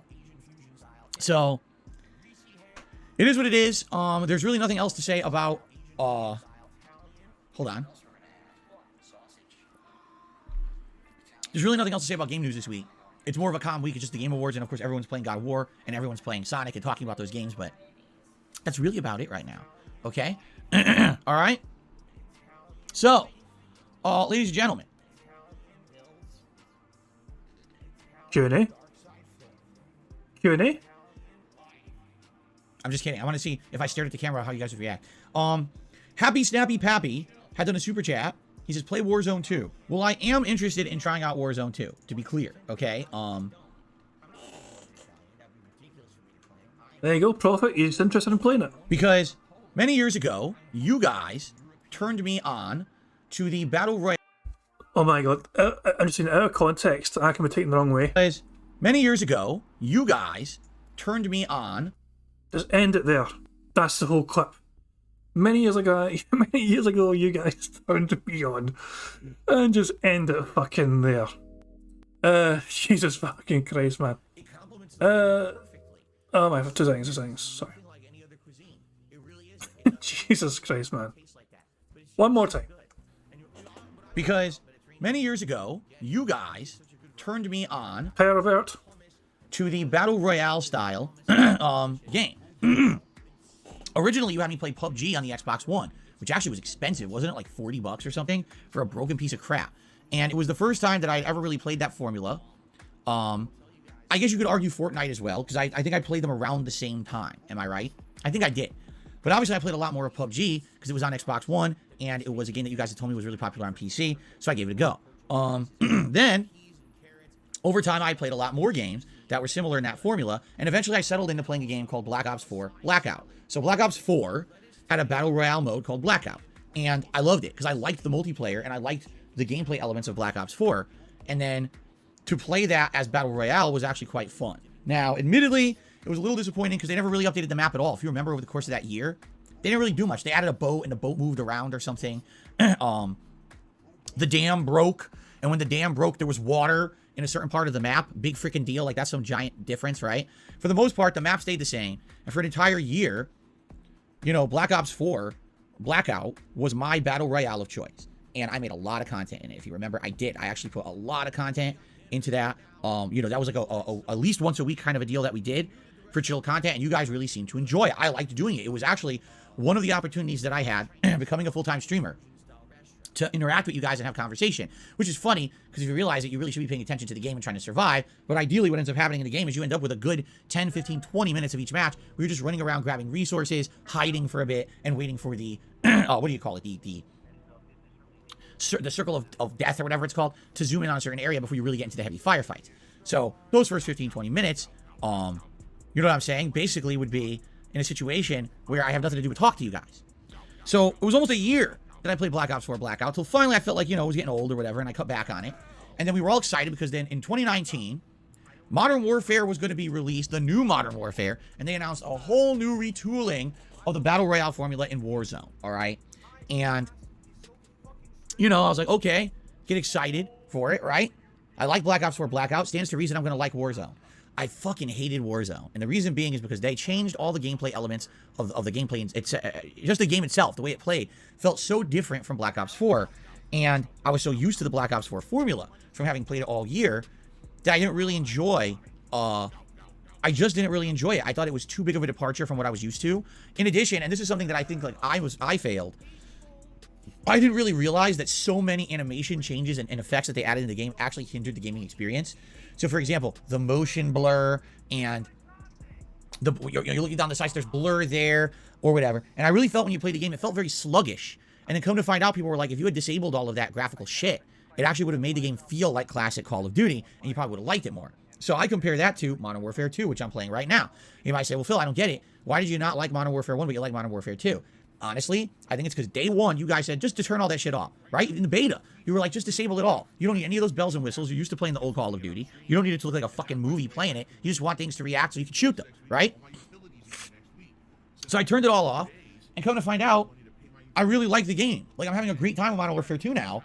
And I'm like, maybe that's what it was. Maybe it wasn't the game mechanics that I didn't like. Maybe it was just that the stupid-ass animations and shit were just making me feel like the game was bogged down. Maybe not. I don't know. I mean, it was 3 years ago. But for whatever reason, I just didn't like Modern Warfare 1, and that translated over that I didn't like Warzone, all right? So, in relation to Warzone 2, here's the thing. I like Modern Warfare 2, right? I'm enjoying the game a lot. I'm having a good time with it. It stands to reason if I'm liking the gameplay of Modern Warfare 2, I'll probably like the Battle Royale. Now, it launches tomorrow. I'm in no rush to jump into it. And the reason being, number one, I don't have a lot of time to play Call of Duty as it is, as you know. I'm playing it maybe once, twice a week if I can. This week in particular, I'm, you know, continuing with God of War, continuing and trying to finish Sonic Frontiers, continuing and trying to finish Gotham Knights, new game of The Devil and Me that I'm trying to beat over the weekend, and then we're going to start Pokemon. Where am I going to put Warzone in there, right? What I will say is, moving forward, I will likely play Warzone 2, just not this week, all right? I literally just unlocked a 74U assault rifle. I just started using it last night and had a great time with it. I was kicking ass. I was getting fun kill streaks. I was cracking jokes. It finally felt like we're getting back to old times in Call of Duty. I was like, this is good, okay?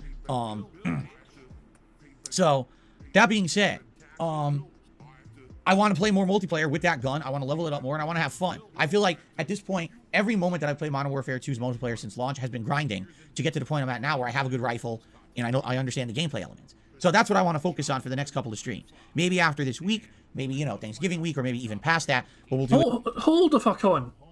Understand the gameplay elements. It's a Call of Duty game. You just try and shoot some fucker before they shoot you. It's not a fucking complicated, Phil. You've played it before as well. Money, yeah, yeah. Money, money. Oh, money, money, yeah, yeah. Money, money.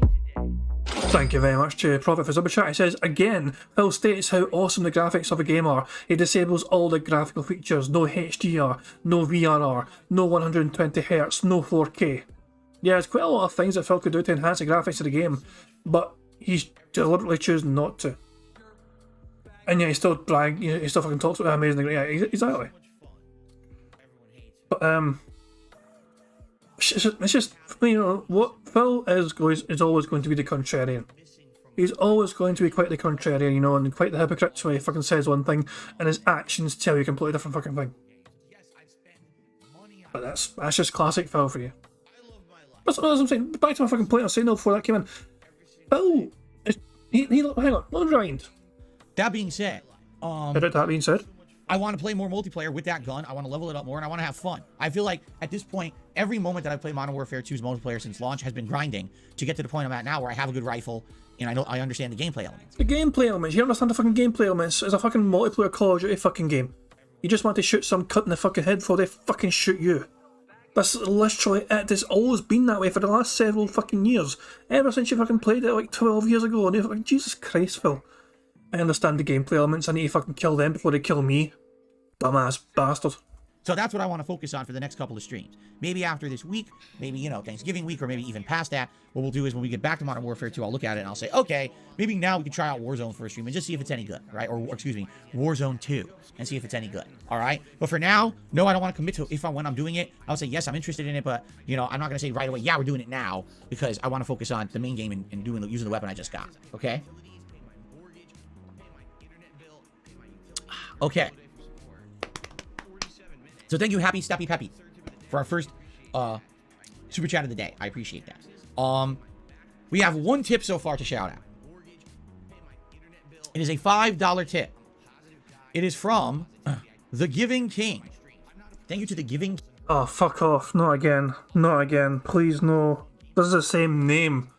This is the same name from the bingo yesterday. The thing is, we have got tons of shit left on this card. There is no fucking way he is going to be able to fucking get... No, if this is just fucking straight fucking words, if this is a fucking tip where he's just fucking saying bills, detractor trolls, people's... I'm not counting it. If I need Phil to say these things fucking naturally, let's see what he fucking says. King, for a $5 tip. I'm going to read out their message in a moment, but first, let's get their animation. Thank you, Giving King. I'm not looking forward to this, man. Please don't be just fucking trying to bait bingo shit. Here we go. Okay. The Giving King. Oh, you know what? I have one funny thing to tell you guys this morning. I almost forgot to talk about it. I want to talk about it this morning because it's hilarious, but let's do a shout out for this tip first. So the Giving King says, man, you know, I want to play God of War Ragnarok, but the issue is I'm having some meaningful fun. Yeah. Okay. This is definitely a bait. Catching up on my long PS4 catalog of games. Maybe the PS5 will have a Black Friday deal, but I highly doubt it. Well, remember... Well, to be fair, that was only... You know what, I'm going to count that. Meaningful. It was actually only one. No, Phil don't want to count it. True, okay, I won't count it unless Phil says it again. Phil has had the word meaningful implanted in his head now by this person, you know, contributing. Most people don't want me to count it. I'll only count it if Phil says it by his own volition. How's that? Because this is the thing. This guy cheated. He tainted the bingo from yesterday. This guy. Now, guys, if there's somebody in here giving Phil money, don't do that shit. It's a waste of fucking money. I'm not going to count it. You've just wasted your fucking money. If you're trying to take it off, you've wasted your fucking money. I need Phil to say this naturally of his own volition, and there's probably a better chance of happening now because somebody just said the word meaningful to him. It puts the word in his head. He likes saying that word, especially lately, so... But I'm not counting it right now. Remember, God of War Ragnarok is on PS4 as well, alright, and I'm happy to say that it runs well. I know because my wife is playing it on her PS4 Pro, and she loves it. And it's funny because she's playing it downstairs on our living room TV, and even though the game runs only at 30 frames, I don't know how my TV does it, but it actually adds some frames of animation. I don't know how it does it, because I'd say the game's running at a hybrid of between 40 or 50 frames per second on that TV down there. So it looks slightly worse than what I'm doing up here. Of course, it does. Prophet, you're a tech guy. Does that sound plausible? How his TV seems to be adding frames of animation to a game that's running at 30 frames a second. To me, that sounds like some nonsense talk, which is not impossible whatsoever. Also, I know there's probably other people in the chat other than Prophet that knows our technology, but he's like the most tech-minded person I know anywhere in here. So it's one of those things, though. Is it possible for a television to add frames of animation? So World Leader is confirming it, basically just telling us, World Leader reminds us all, so Phil has just confirmed that Kat has moved her PS4 from her own office to downstairs. Yep, pretty much. No longer is Phil camped up in a tiny wee, office room to enjoy gaming. No. At least not for fucking PC gaming. I think she... I assume her PC's still in a fucking wee office, whatever. But for console gaming on the PlayStation 4, that shit's in the living room. Prophet suggests it's not adding frames, it might be running a dynamic resolution, but that's console side. Okay. So yeah, Phil's talking shit here. Stairs on our living room TV. And by the way, this is, what a fucking freeze frame that is. Sweet baby Jesus. What a fucking freeze frame that is. Hold on. Cheese. I'm actually taking a screenshot of this. 2 seconds, guys. This is too good not to. It is just too good not to take a fucking screenshot of this fucking shit. There we go. I'll save that for later and we'll see how it turns out when I fucking run it through the old background remover. But it's just too fucking good not to. Papaloo says it's probably Phil's old PS4 to move downstairs. It might be, yeah. But let's see what Phil said. And she loves it. And it's funny because she's playing it downstairs on our living room TV. And even though the game runs only at 30 frames, I don't know how my TV does it, but it actually adds some frames of animation. I don't know how it does it, because I'd say the game's running at a hybrid of between 40 or 50 frames per second on that TV down there. So it looks slightly worse than what I'm doing up here. Of course, it doesn't have all the lighting in detail as the PS5 version, but it's still way good. It seriously is way good. Probably the best running and best looking PS4 game ever made, and it probably will end up holding that title, considering that, you know, no one's really going crazy trying to make PS4 games anymore. They're all working on PS5. So you may go down in history as the best one, just how like Last of Us 1 was best in class for PS3. I think God of War Ragnarok is going to be best in class for PS4. So remember, you don't need a PS5 to play God of War Ragnarok, although I can certainly understand your reservations if you are hoping to get one and you think this would probably be like the great first game for me to play. When I get one, it probably would be. All right. But that being said, if you can't get a PS5 right away, I would say don't hold back and deny yourself a really great game that's also on PS4. Just because you want to play it on PS5, it may not make sense to do so. There you go. Okay. I have one funny thing to talk about that I completely forgot to mention. All right. And I wanted to talk about it just a little bit because I think it's hilarious. The irony is huge. Okay. You ready for this? Before we get to this, Papaloo's asking me, could I be drafted into the war? If so, God, what fucking war? What fucking war? I'm no fucking involved in any fucking war. I'm fucking drafting me. No way. Papaloo, World War III. Is the world going to hell? Are our nukes about to go off? Shall we all get to our fallout shelters? The console war. The nukes are kept in Scotland, aye, and we don't fucking want them. I was like, can we get independence? I was like, no, you can't get independence. We had nowhere to put our fucking nuclear weapons. Scotland's a good storage fucking space for those nukes that we don't fucking want. The Get Out War. Okay, fuck it. Okay, on with the show. What is this fucking strange, funny thing that Phil's going to talk about? Is it going to be perhaps this tweet? Is it perhaps going to be this fucking tweet about someone doing a giveaway? Because that was God of War. No, I wasn't even God of War related. Fuck it, we'll see. Fuck it. So a few days ago, here on stream, I was reading from an email of a viewer who gave me some suggestions for improvement. And if you remember, that viewer had suggested that I don't play every single new release anymore. That basically the days of me being Mr. New Release are gone. Most people who tune into DSP Gaming are tuning in for me, not necessarily for the game selection anymore, which is a good and bad thing. It's kind of a double-edged sword because it's good that people who tune in are here for me, and it doesn't matter what I'm playing. We all have a good time together. That means there's an engaged audience who want to support no matter what I do. That's great. Fuck me. Prophet is saying that apparently there's breaking news, which sounds kind of fucking serious. Supposedly just came in, Russian rockets landed in Poland. What the fuck are Russia doing fucking nuking? What the fuck? Man, they're not fucking like neighbours practically, but what the fuck is that all about? Hang on, let me do a wee quick detour just to check fucking like latest fucking breaking news to see how much a big fucking deal this is. Yep. Russian missiles hit Poland, killing 2. What in the fuck is going on? But obviously this could be a fucking factor. It might be some random fucking Russian people just bored in a fucking backyard. It might not be like, who fucking knows? We have no fucking idea what the fuck's going on. That's fucking mental. But the Russians are fucking... That's what I'm saying about Putin. It feels wrong to just fucking say the Russians. Let's be honest here, it's Putin. Putin's fucking doing a lot of damage to his fucking country. A lot of Russians don't fucking want this shit happening around the world. They're fucking annoyed with what's going on, but they can't fucking do much about it. But yeah, if technically Russia is attacking the Polish The Polish, if I remember right, are technically, aren't the Polish in the EU? And is that whole thing where if you attack one, you attack them all. So that could have some severe consequences for Poland as part of NATO. Is it NATO that they're a part of? Is that what I'm thinking of? If you attack one, you attack them all. So I was getting the EU mixed up with NATO, I think. It's NATO, Article 5. Poland is NATO, okay. But that basically means that it's open season for like everyone in NATO to go after Russia, then, isn't it? Technically, it could. But it's just one of those fucking things where it's just... Yeah, one attacks all... Okay, so yeah.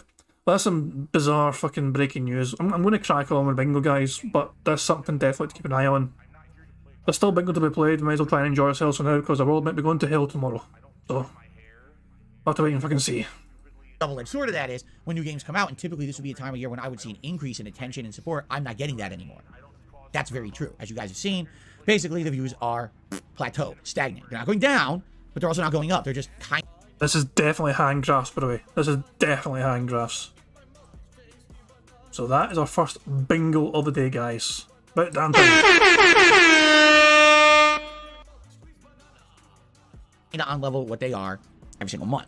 And so because of that, this person said, you know, this time of year, you basically run yourself ragged, right? Playing all of these freaking games. But why? Does anyone really demand all of them, right? Maybe you, instead of playing so many new releases this time of year, you should maybe select, like 2 new games a month and play them. But then for the rest of the month, pull your viewer base, see what people are interested in, and maybe do some other games that are maybe retro games or different games for variety's sake, and not just play the new releases. And yeah, if you don't get to some games, you don't get to some games. What are you going to do, right? So, we talked about it, we discussed it, and we said, moving forward, maybe this is something we'll consider. In fact, I think it was actually started by that discussion, was the discussion about what games I'm playing this week, and that's kind of how we determined we're going to play Pokemon rather than Evil West, right? So, that being said, all right, I got the funniest email from someone. It's the most ironic email I've ever read, all right? It was from someone who obviously doesn't like me, all right?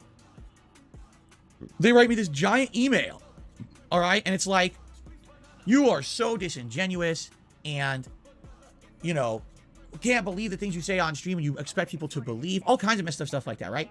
And then one of the points this person puts in the email, it was the funniest, most ironic thing I'd ever read, okay? They go, no one believes that anyone writes you emails. Jesus fucking Christ. Okay, I've got to say, that is a quite fucking strange claim. People obviously fucking email Phil. Did Phil just say behind the scenes there and I missed it? 2 seconds, let me rewind it. They write me this giant email. Yes. All right, and it's like, you are so disingenuous and, can't believe the things you say on stream and you expect people to believe, all kinds of messed up stuff like that, right? And then one of the points this person puts in the email, it was the funniest, most ironic thing I'd ever read. Okay? They go, no one believes that anyone writes you emails. No one believes it. We know, and when he says we, essentially what he's doing, he's saying body tractors. He's basically speaking as like a collective. All right. It's not in our bingo. Actually, it's in our bingo. Detractors, I said detractors is a diagonal line from bottom left to top right. We have in our bingo. They're fucking flying in now, lads. Right? We know that whenever you say you're getting an email and you're going to read from it on your stream, that's you. You're making that up. These are your thoughts. These are your ideas. And you're trying to pass them off as someone suggested them so that if they get shot down, you don't look bad. Okay? This is a way for you to boost your ego, because then if you have an idea that works well, you know what I mean? Like, it's, this is how you present it to your audience and stuff like this, right? So, basically, this guy is like, we don't believe at all that you ever get these emails. Because if they were real, you would post up the emails on your streams to prove that they were real. And by the way, the email went on to say a bunch of other really stupid shit in it as well, about all the detractor conspiracies about me and shit. All this stuff, right? So this is just funny because, first of all, can we think about the irony of this? Someone actually wrote me an email. And in said email, they said, no one believes that anyone writes you emails. Yet that person is writing me an email. Okay? Like, it's like lost on these people. That's what I mean. Like, you and me can think of this situation and laugh hard and be like, the guy literally is disproving his own point by writing that email. but then he's too dumb to understand that. You know, this is the level of these people. That's like unbelievable, right? Now, the other thing is, It's not that fucking funny. David Anderson says, isn't it ironic that he got his email and doesn't show it on stream? I think he should fucking show it on stream. I'd like to quite see all the other fucking points that the detractor brought up, so Phil can debunk it on his stream very quickly. He brought up a bunch of other detractor nonsense crap now. Phil, the only thing Phil can pick out here is the sort of irony that someone emailed Phil to tell him nobody emails him. That's literally the only thing, and even there's a fucking moot point, because it's like, it's the slightest bit ironic, but it's not that fucking funny. You can point at it and go, ironic, and that's it. Worldly just says, actually what the guy's saying is that other than this email, no one believes that people are sending him the emails that he brings up to talk about, and that's a fucking pertinent point. To be honest, I think Phil does embellish the truth sometimes. We've seen him do it plenty of fucking times in the past, where you're fucking over extrapolating what things people have said. Like, people might say 2 or 3 words, and Phil will fucking turn that into some sort of massive fucking long-winded thing. And it's like, no, that's not what the fucking guy said. Phil will just fucking... No, well, it's not really fucking paraphrasing if you're fucking overly expanding on it, is it? It turns into fucking exaggeration at a fucking point. But does Phil... I don't know, it's one of those things, well, would Phil be guilty of just, pretending someone wrote to him just so he can fucking present a fucking idea? I can believe it, but at the same time, he does have a lot of stupid fucking fans. He does have a lot of stupid fucking fans, and they will fucking email him and tell him he's a fucking great person, not shit, because they fucking feel sorry for him, and because they feel like they're getting close to him, not shit, and they fucking want to make themselves look like a fucking good fan. There are an element of Phil's fans that would actually fucking email him. So, I can believe both things, let's put it that way. Yes, I can believe Phil would absolutely fucking lie about someone emailing him with all these fucking ideas, but at the same fucking time, his fans are absolutely fucking the type of person who would try and email him behind the scenes and just fucking kiss his fucking arse. I remember what he said. He said, well, when you read these emails on your stream, isn't it funny that they always sound like the way that you would say things, right? So obviously we know it's you. You're not reading a real email. That's a very good fucking point. Although Phil's probably going to say, I'm paraphrasing.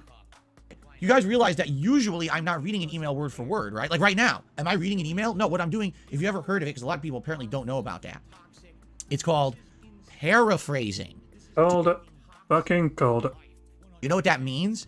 It means that in general, you're still covering the topics or the spirit of what was originally written, but you're trying to word it in a way that makes more sense for your audience. You're trying to summarize it so it's not long-winded.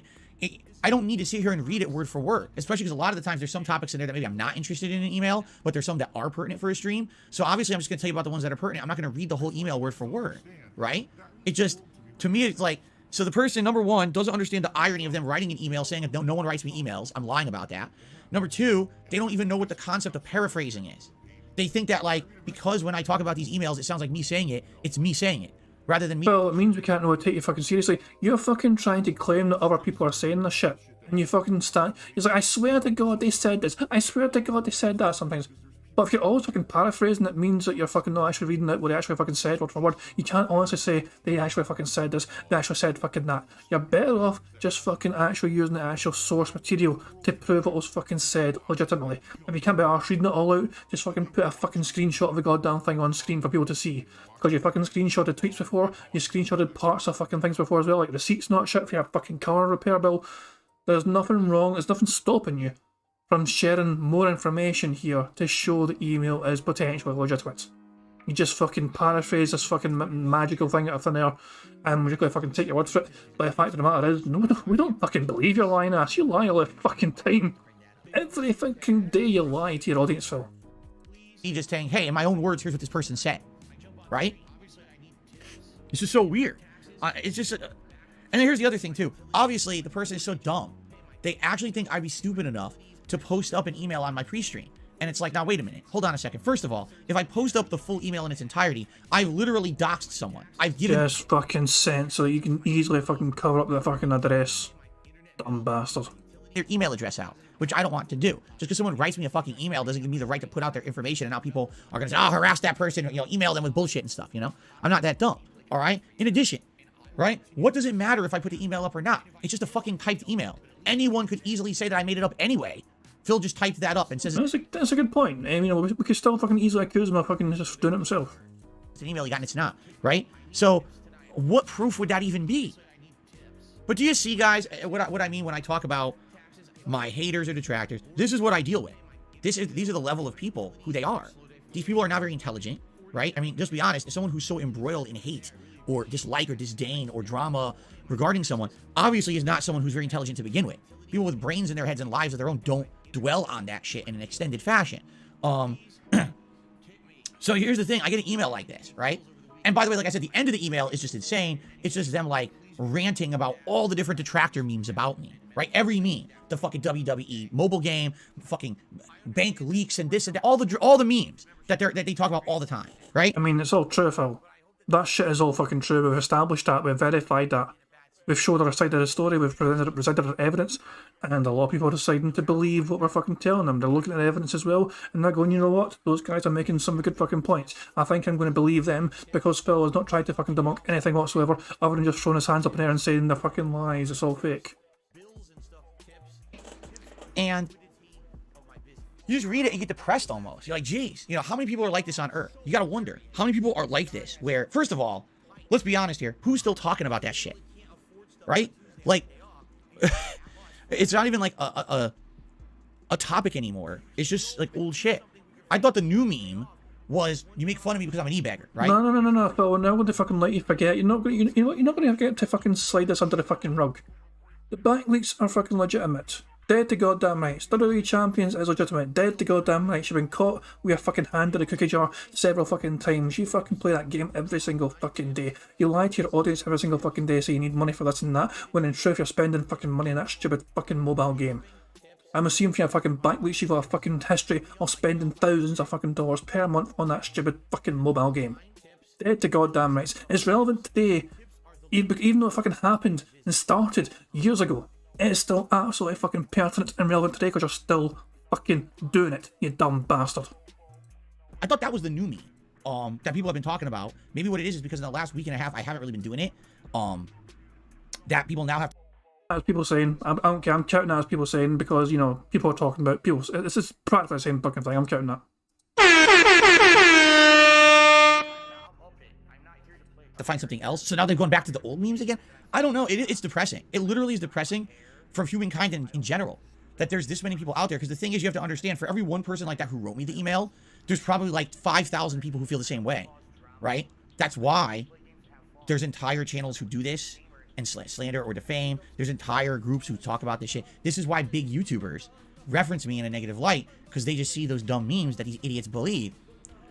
And this is the level of, like, you know what I'm saying? Like, the level of intelligence of these people, like, man, it's sad. It's a sad thing. It's not even like, at one point, back in the day, whenever people did stuff like this, I would get angry. I'd be like, wow, what a jerk. Several people are pointing out, Lord D-Dog and War Dog, for example, are pointing out that his jiggly leg, his leg is, you know, War Dog says it's clearly upset him as his leg is bouncing a lot. And Lord D-Dog said, look at his left shoulder shaking, that leg is going to town, boing, boing, boing. Yeah, it's, you can definitely tell when Phil gets agitated and a bit nervy as well, you know what I mean? Because the fucking shake, and, you know, the fucking jiggly leg syndrome, whatever, it's restless leg syndrome, whatever the fuck it is, it just goes to fucking town with it. You know, what, you know, now it's just like, I'm sad. I'm sad for humanity that there's so many people out there that are that dumb and they just go along with it. I'm a cow. I just stand here and I chew my cud all day. And whatever I'm told to do, I do. And it's a group mentality. Oh, the cows are moving over there. Go with them. Go with the herd, right? It's like, damn. We were just talking at the very beginning of this. I mean, sheep would be a better fucking example. You're the cow, Phil. You're a low cow. Sheep are more about, you know, having like a herd mentality, in my opinion. But, yeah, just butcher that fucking phrase all you fucking want, pal. The bank leaks are real. We've established why. You know what, I'm planning a video still. I'm going to make a fucking video. Not only am I going to fucking go over the fucking brief history of the bank leaks and how they're fucking real, and also skim over the, you know, WWE Championship as well. This video is going to have every instance of Phil trying to debunk the bank leaks and how fucking hypocritical he sounds because he fucking changes the story a few times every single fucking time. And obviously one of the biggest things about that is fucking him randomly having $9,000 just sitting in his account 2 days before he's due to get paid by YouTube. Keep in mind, the bank leaks happened on the 18th of September 2021. He gets paid by YouTube on the 21st. He shouldn't have had a fucking lot of money in his account. In fact, he did not have a lot of money in his account. Bank leaks proved that. The bank leaks proved he did not have much fucking money in his account at all. Yet Phil's wording a year later was saying 3,000 here, 3,000 here, 3,000 there, got taken from his account. He claimed he had somebody take $9,000 in 3 different increments of $3,000 out of his goddamn account due to identity theft. So Phil's, and he's not fucking brought up ever since, because I think he knows he's caught himself a trap there. Either he's fucking admitting that he actually had more money than he claimed to have had, and he was fucking crying broke as well. 2 days before the bank leaks, he was crying on stream about how he had fucking things to pay. He fucking emptied his account, paying the shit. He was pretending he was a broke little bitch. If we were to believe Phil at his word that he had $9,000 in his bank account at the time, which somebody fucking took from him, then he was lying to his audience about having enough money to fucking pay bills. Because the 16th of September, he was crying and bitching and whining on his little Street Fighter stream, fucking just saying I've got all this shit to pay. That's what I'm saying. I'm working on a wee video right now. As I said, I'm trying to get all the things together for that, and we'll see how that comes along. It'll show all the times so I was trying to debunk that crap and all the hypocrisies that come from it. Podcast. There's some people who go through the holidays in a haze, right? They don't really focus on anything because they're so busy with so much going on. Next thing you know, it's January, the holidays are over, you didn't even enjoy them. How many people go through life like that, right? They're just going through life in a haze. Oh, there was this fucking meme, this viral thing I saw online. I just believed it, and I just went through going in a haze through it. No analytical thought, nothing of any intelligence there. And the next thing you know, you wasted 5 years of your fucking life on the internet doing dumb shit. It's like, I can't imagine. I really can't imagine. It's sad, man. How people go through life sometimes. It just is. You know, you do look at things like, how do people, when the people are driving on the road, how are they so stupid to pick up their phone and start texting, right? That counts as phone stuff, and that is another bingo, because he just showed off his bloody phone in the stream there, so there we fucking go. We have one more bingo. Don't they understand how dangerous that is? No, because they act like they have no conscious thought. They just go through life going through the motions. They're not thinking, man, the moment that I pick this phone up when I'm driving my car, I could crash and kill myself. I could kill my whole family who's in the car. I could kill a bunch of people out on the road because I'm just an irresponsible idiot. That's how a lot of people go through life. I have to believe that that's how a lot of these people on the internet are. They just go right into these weird memes of thinking and just... So this guy types me a giant email, and reading the entirety of the email, the only thing of value is a laugh, because you realize how ironic it is that someone's so dumb. They don't realize that the moment they started writing me that email, they already disproved their own point of the email. And they have no self-consciousness. Again, they're just going through life. They have no self-consciousness to understand that. It's just like, there's nothing up there, you know? Unbelievable. Anyway, this actually happened a few days ago, but I kept forgetting to talk about it. So I just wanted to bring it up today because I got a good laugh out of it. And it's just like, you have to understand, that's what I'm up against. It's not like, oh, Phil is up against a very intelligent group of people who, you know, have so many valid things to say in life. It's, no, Phil is against a mob of dunces. A mob of brainless twits. And they just fucking do whatever and say whatever they want because they can get away with it on the internet. And it's become this mob of dunces. But the problem is, so many dunces out there say the same thing. Now people who outside of that situation who aren't dunces think that it might be real because also it's so popularly said, right? So, you know, it is what it is. I know it's irrelevant to anything we were talking about today, but I felt like if I didn't talk about it because I just remembered, I'll probably never talk about it. I'm going to forget about it. I thought that it would be entertaining to talk about this stupid email like that. Rodham Electric did a super chat. He says, Trump is the best Muppet in the USA. Cheers. That's a purely political statement, it sounds like to me. I guess. I don't know what that has to do with the stream at all. I seriously have no clue. But thank you for the super chat. I'm not going to say anything about what you said because I'm not a political guy and I don't want to have people start fighting on my streams. So there you go. All right, so ladies and gentlemen, we have essentially finished everything I had to talk about on today's pre-stream. If you guys... Oh, Expand Dong has a question. He says, can members vote in a poll for Scarlet or Violet? For the Pokemon who can only be found in certain versions, we promise not to spoil, just vote. Why don't... If you really want to do a poll about that, why don't we do it next week? Right? Why don't we set that up like on a podcast next week? Maybe one of the mornings. We'll set up a private poll for members. And you guys can vote. Because here's the truth. I don't care. I'll get either one. I'll either get Scarlet or Violet. I don't care which version. I don't care which Pokemon. I never care. I usually just go, eeny, meeny, miny, mo. You know, and I just pick one. So, I probably will. That's a good suggestion, Expand Dong. I think what we'll do is, you know, when I get back from break, maybe Thursday, Friday, we'll do a poll on the channel page of DSP Gaming, members exclusive. The members will vote, and that will determine the version of Pokemon that I play when I start playing it probably over the next week. People are saying, well, why only members? Because that gives incentive to be a member, and it rewards people who are supporting this channel. That's why. Makes sense. If I have the ability to reward people who support me, why would I not do that? Right? It's a way of giving back. It's an easy way to just say, hey, here you go. Here's something, because you're nice to me, I'll be nice back to you. Right? Okay. So, guys, we've got a few extra minutes. If anyone has a question they'd like to toss my way, please tag me in the chat. We'll see what you guys have to talk about today before we jump into God of War. Q&A!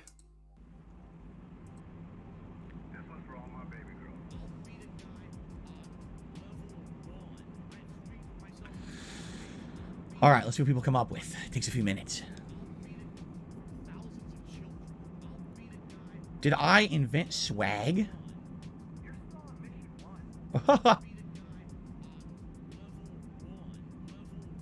Did I invent swag?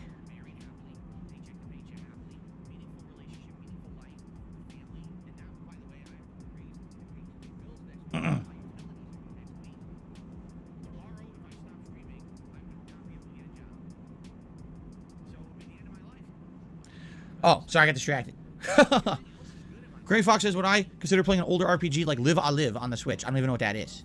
It's never against, it's never a no. It's just, if I don't know what it is, it's more on you guys to tell me and inform me. And I never heard of it until right now. Live I Live? How many hours am I in God of War? About 11. We're around 11 hours roughly into the game. How much of the Pokemon anime did I ever watch? Not much. I probably only saw episodes from like the first 2 or 3 seasons. I never saw anything past the initial Pokemon show. Like, I never saw any of the seasons where they left and went to different places or anything like that. Like, I remember hearing the ad for Pokemon Johto and stuff like that, and I never saw a single episode. I only just saw, like, the ads for it on TV. So, I've never seen Thomas the Tank Engine once. Not once.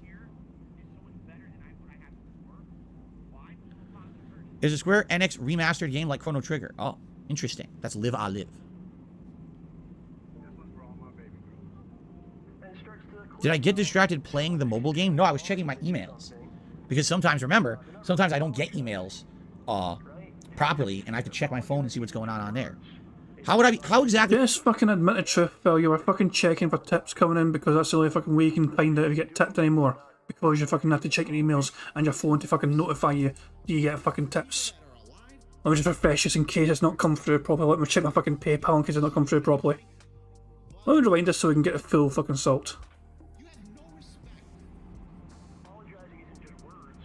Did I get distracted playing the mobile game? No, I was checking my emails. Because sometimes, remember, sometimes I don't get emails properly, and I have to check my phone and see what's going on there.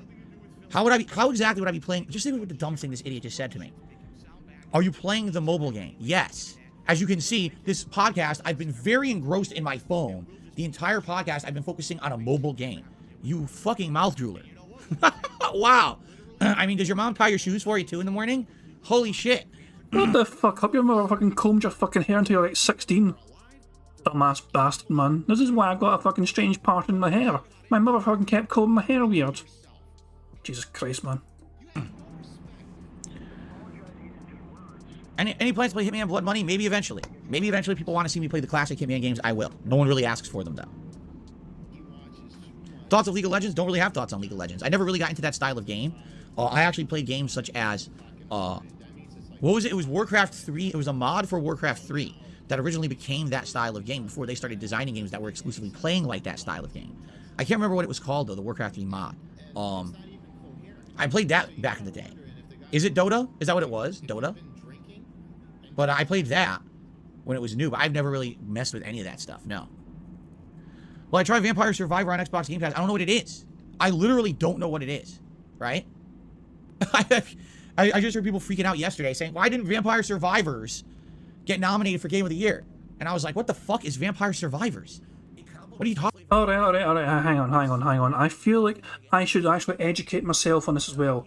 I've heard people talking about it, but I don't know what it is, so what I'm going to fucking do right now, just for the sheer sake of it, is go onto my own Steam and search for the game. Vampire Survivors is literally, well, it's only $3.99. It's like £4. So let me share it actually. Let me fucking share this fucking screen.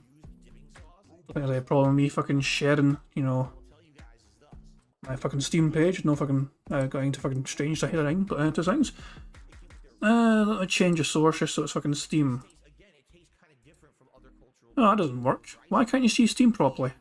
That's annoying. Why can't you see Steam properly? It shows you the fucking top of the fucking page. You know, the store is not shit, but it's no fucking letting me show you the rest of the fucking thing. That's weird. Sorry, guys. I was hoping to show you Steam, but it's not fucking letting me. It's a very strange thing indeed. But the description of Steam from Vampire Survivors: mow down thousands of night creatures and survive until dawn. Vampire Survivors is a gothic horror casual game of roguelike elements where your choices can allow you to quickly snowball against the hundreds of monsters that get thrown at you. Recent reviews overwhelmingly positive. All reviews overwhelmingly positive. A lot of people really like this fucking game. A lot of people really like this fucking game. And it's value for money as well. It's only fucking £4. Doesn't require that much. The minimum requirements is like a 64-bit processor, Windows 10, Intel Pentium 4 processor or later, 1 gigabit of RAM. It doesn't require a whole lot. It's not that fucking demanding graphically. So there you fucking go. As I said, I would have showed you that if I could, but like it wouldn't let me show you. I don't know why. Talking about. And apparently it's a game that has a cult following. People think it's like an exceptionally good game that no one's heard of. Jex Gaming, thank you for posting up your question on the members thread. I appreciate that. If your membership expires, can your question for Ask the King still get answered? If the question is already posted, then how would I know whether or not your membership expired? Right? The whole point is you have access to this members only thread because you're a member. As long as you post up your question, yeah, sure.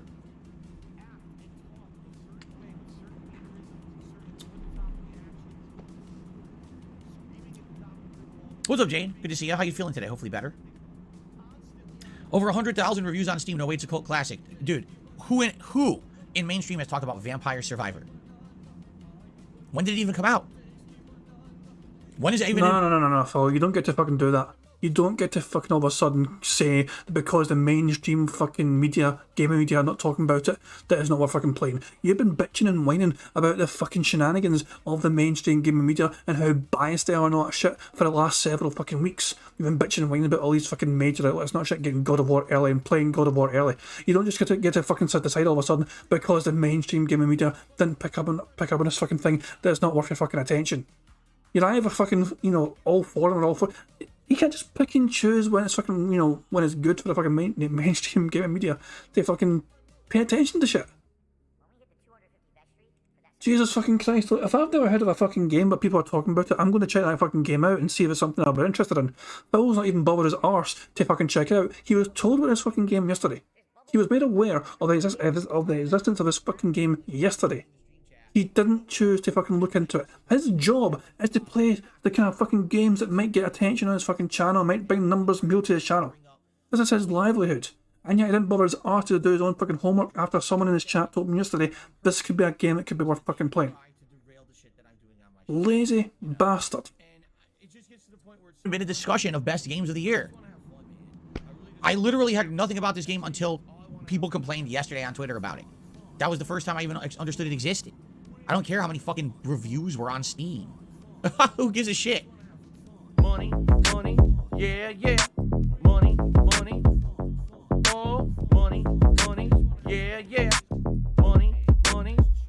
Thank you very much to Black Major Super Chat. It says it's legitimately up for Best Indie at the Game Awards. The Game Awards that Phil was talking about earlier on, but Phil never actually focused on a lot of the other fucking topics. He only focused on basically the big main awards for all the fucking, the actual game of the fucking year. He actually paid zero fucking attention to the Indies section. Even though he brought it up, he mentioned the Indies section of the Game Awards, and yet he never fucking seemed to click that the Vampire game that he's been shitting on was actually part of that fucking list this year. For one of it's up for fucking Best Indie Award at the Game of the Year. It's incredible. It really is incredible how fucking little research Phil actually does into what is his fucking job.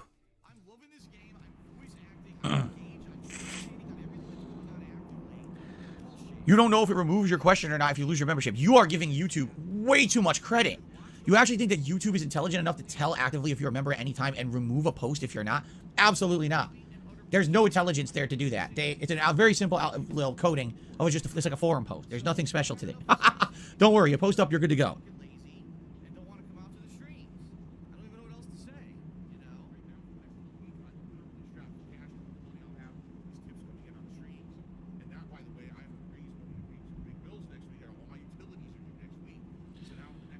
Thoughts on the latest Boogie controversy? There's another Boogie controversy. I mean, Jesus, man.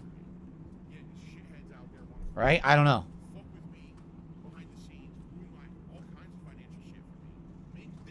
I received a $1 tip.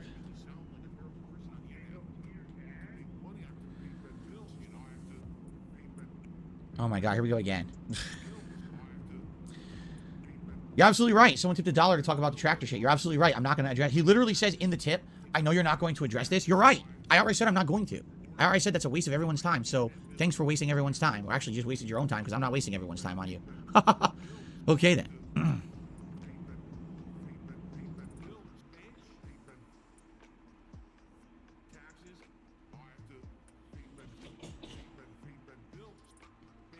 Do I remember making Team Fortress vids? I do, but I never really made that many. I didn't make that many at all. You know, I remember when originally I got my first gaming PC as a YouTuber. I wanted to try it out, and Team Fortress 2 was one of the first games I played because that's a game that I played back in the day. I really enjoyed playing in like the orange box collection and stuff like that. And it was fun, but you know, it was basically very simple. They didn't really update it that much at that point. I actually heard since then they actually updated the game quite a bit, and they added a lot of new stuff into the game, but you know, I never really was into that. I never really, you know, I like Team Fortress 2. It's a very good game. It's a game that inspired many other games after. But, you know, I don't think I played it that much. Did I? Maybe a few sessions. Never went too far. At one point, I was actually paying for a server. I actually had a Team Fortress 2 server that I was paying for a bit that my fans would play on. But I never really even played on it.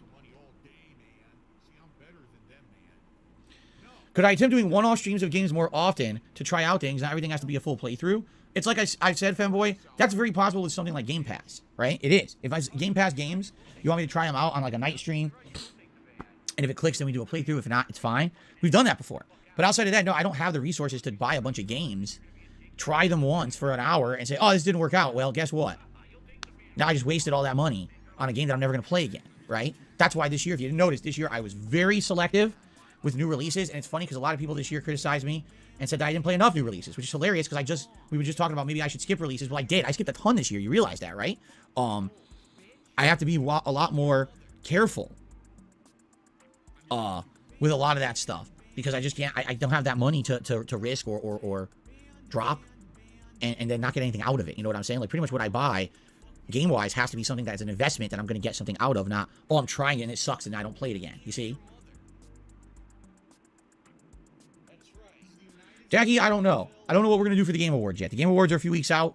I'm undecided on if I want to do a live react to it or not. I don't really know how I want to cover it.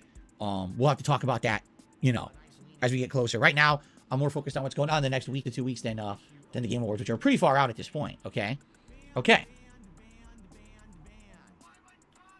Alrighty. Did they update The Witcher 3? Tomorrow, right? Isn't it tomorrow? Hold on one second. I think it's tomorrow they're updating. Ow.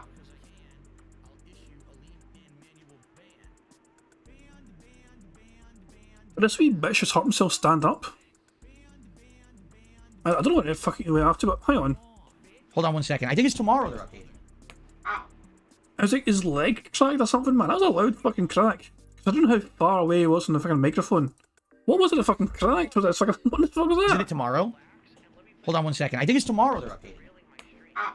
That's quite a loud crack. I thought it was his fucking bones cracking. And he's that far away from the fucking microphone. I don't think it's... If he smashed his toe on like anything, the fucking camera tricks or the tripod right in front of him or something.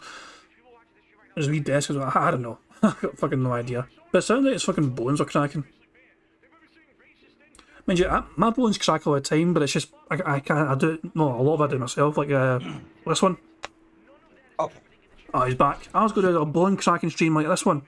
Like, there you go, that's my wrist that cracks all the fucking time. Classic. Yeah. My neck as well, fucking, my fucking fiance hates it when I crack my fucking neck. Well, it needs more sometimes, you just gotta crack your neck. Jade is ready for war. Me too. I'm ready for God of War progress today. Hero, I agree. He's been playing the heck out of Ragnarok. It does what the first did, but just a lot better. I agree with you. I think the combat already is much better, and is going to get even better the further in we go. So yeah, I'm down. I agree with you there. That's right. The Witcher 3 update's December, like December 14th or something like that. So it's about a month out. What's for dinner tonight? We are having a pork loin roast. What it is it's a pork loin that's been marinated in a bunch of like Mexican style spices. I think it's called like the Santa Maria marinade. And then you put it in a slow cooker with some water, and it cooks over a course of like 3-4 hours.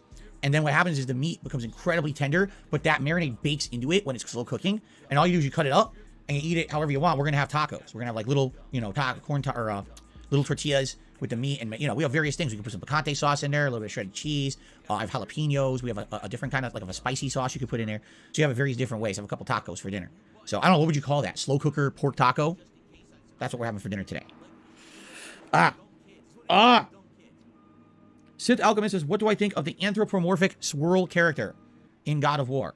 Oh, I love it. I don't know. He's been in it for like 5 seconds, right? He literally was there for the one scene. And then I don't even understand like what he's for, because he's like, oh, you can summon me. Like, well, why would I want to? What do you do? Like, what is your purpose? I don't even know yet. I don't think we've gotten far enough into the game to find out. So. Is the zoo open this time of year? The zoo is open. It's just, now it's cold. Why are you going to want to go? You know, it just sucked. Every year we say the same thing. We say, we want to go to the zoo. We're going to commit. We're going to the zoo. We're going to do this. We're going to dedicate the time. We're going to figure it out. And then one thing or another happens and we don't go to the zoo. Whether it's my wife's work schedule is all over the place, and so we can't consistently plan everything. My work schedule is all over the place, with time constraints, money constraints, whatever it may be. And the next thing you know, oh, it's fucking mid-November. Oops, I guess we didn't go to the zoo. This has been like 3 years in a row that we said this, and we just never went. So, it's life, right? Maybe when the spring hits. I guess we'll see.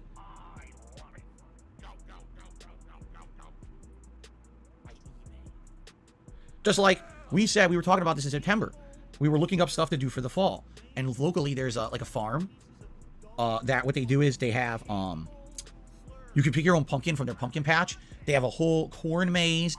They have all kinds of fall things they sell, a marketplace. They actually have like a barnyard petting zoo area where you can visit animals and pet them and interact with them. So basically like a kind of like a family fun day thing. And we were like, we absolutely want to do that. Let's do it. Okay. And then what ended up happening? Well, we didn't know what her work schedule was going to be for October. The weather was kind of weird in October. And by the time that we would have had time to do it, that week that we were free, we had a million other things to do. That was the week that I had to go do all stuff for Halloween. Get Halloween decorations, my Halloween costume pieces, So we were already too busy. It's like, that's life, man. That's what happens. You get when you only have one day off a week, all right? And you have limited, funds and things, it would be one thing if like, everything was unlimited. It's not a big deal. It's not, it is. Every week when I have my day off, I have to carefully plan what I can afford to do and the time to do it. And those limitations, it sucks sometimes. That's life. What are you going to do? But, we'll get, hopefully we'll do so. The thing is, we will have a good time like Thanksgiving. We're going to have a good time. We're going to cook a nice meal together. We're going to have a relaxing night together. Christmas, we always have a good day Christmas Day. We have a great day Christmas Day, relaxing and doing holiday stuff. So it's going to be, we have nice days together that aren't stressful, for sure. It's just, you got to make the best with the time you really have, right? Because, What was my favorite non-Disney animated movie from my childhood? Non-Disney. I remember when I was growing up, I would watch various different animated movies. I saw All Dogs Go to Heaven used to be on TV all the time. And it's one of the weirdest movies ever. It's literally like a weird-ass movie. What other movie I used to see a lot? Rock-a-Doodle. I have no idea why it was on TV so much. But I saw Rock-a-Doodle probably like 20 times. I don't know why I saw it so much. It was always on. Yeah. Money. Oh, money. Yeah. Money. Thank you very much to Prophet for Super Chat. He says, taking Ket to a petting zoo is risky. The kids would want to pet her and possibly ride her, making Phil jealous.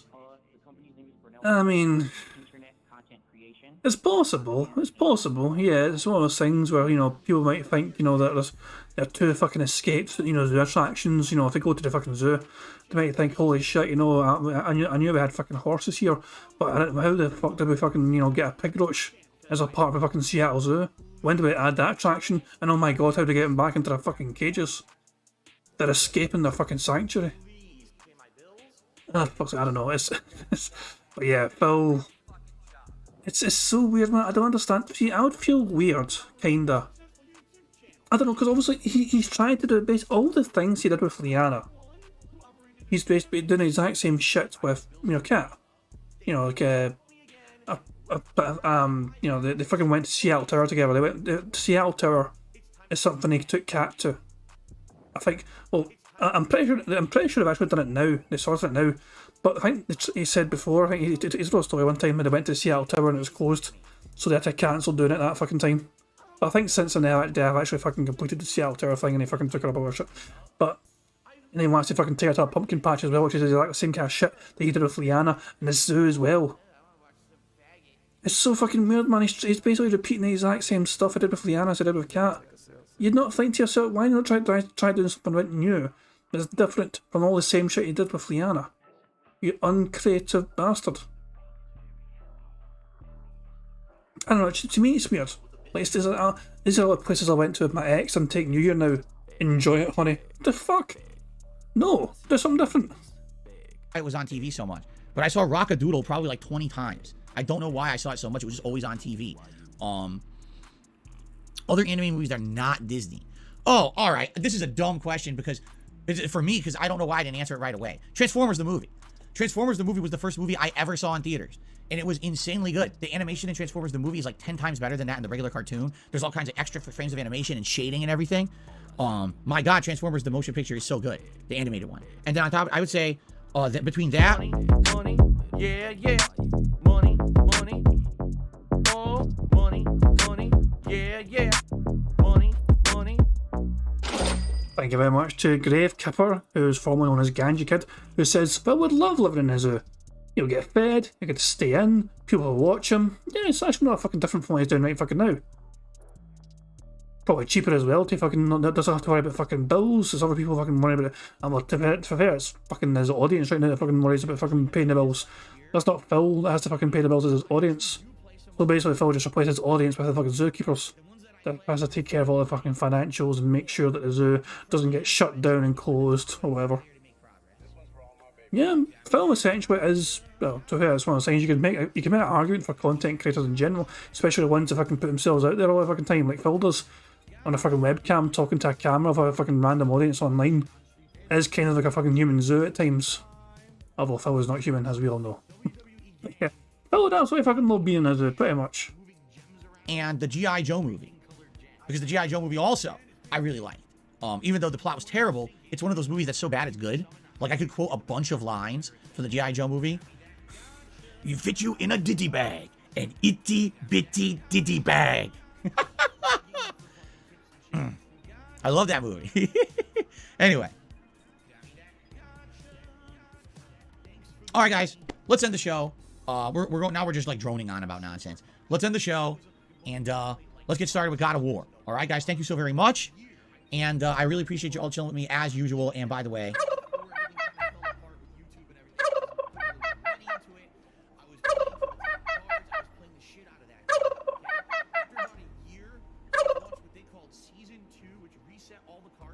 Okay. So by the way, guys, I do have to take a brief break before we start because I have to use the bathroom. All right. So we do have to take like a 5-minute break here. And I apologize because, as you know, I don't like taking a significant break before we start, but today I actually have to. That's nature calls, as they say. Let's actually get the PlayStation on. Let's get everything going here.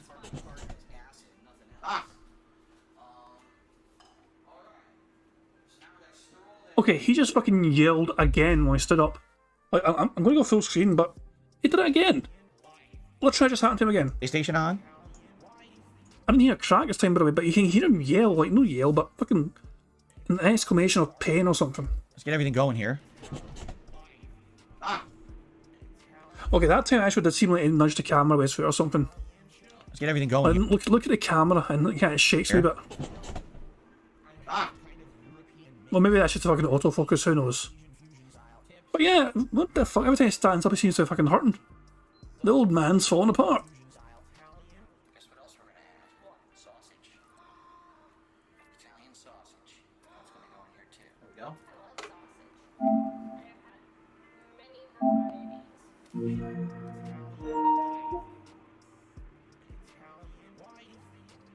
Okay. Oh, what? Oh, come on.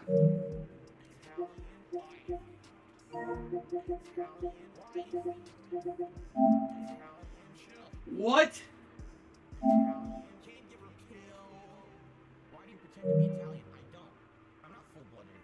What the hell?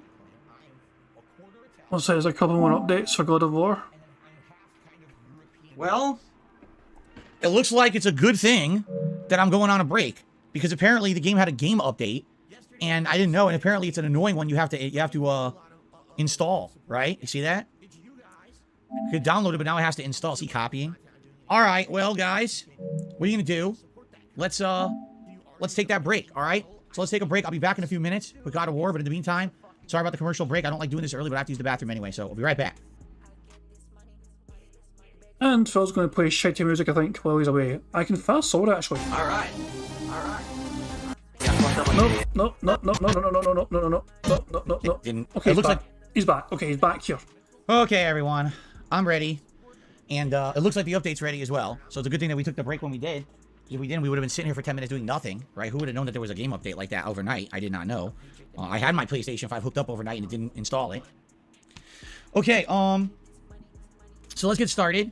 And FYI, since we just took a break, I will not take a major break. What we'll do is probably after 2 hours of gameplay, so roughly just before 3 p.m. Pacific time, we'll probably take like a 5-10 minute break tops just for me to stretch my legs. But we're going to have 2+ solid hours of gameplay right now. You know, I didn't expect to take that break, but I had to. By the way, I need to turn on my fan. The sun is in full burst against the front of my house, and the office is actually getting quite warm today. Let me turn on the fan. If you are watching his shows and you're paying his bills, Hopefully this helps. I used to go to conventions. I would look for unique shirts and buy them at conventions. And this was one of them, I believe, that I bought at a convention. It's either that or at one point, there were 1 or 2 companies who were making gaming-related shirts over a decade ago. And they were looking for a way to get free promotion for their product on the internet. So some of them would just literally just mail me a box of shirts. And I would wear some of them on my streams. And people would say, hey, what's that shirt? Where'd you get it? And I would give them a shout out. But I mean, that was over a decade ago, right? I don't even remember that anymore.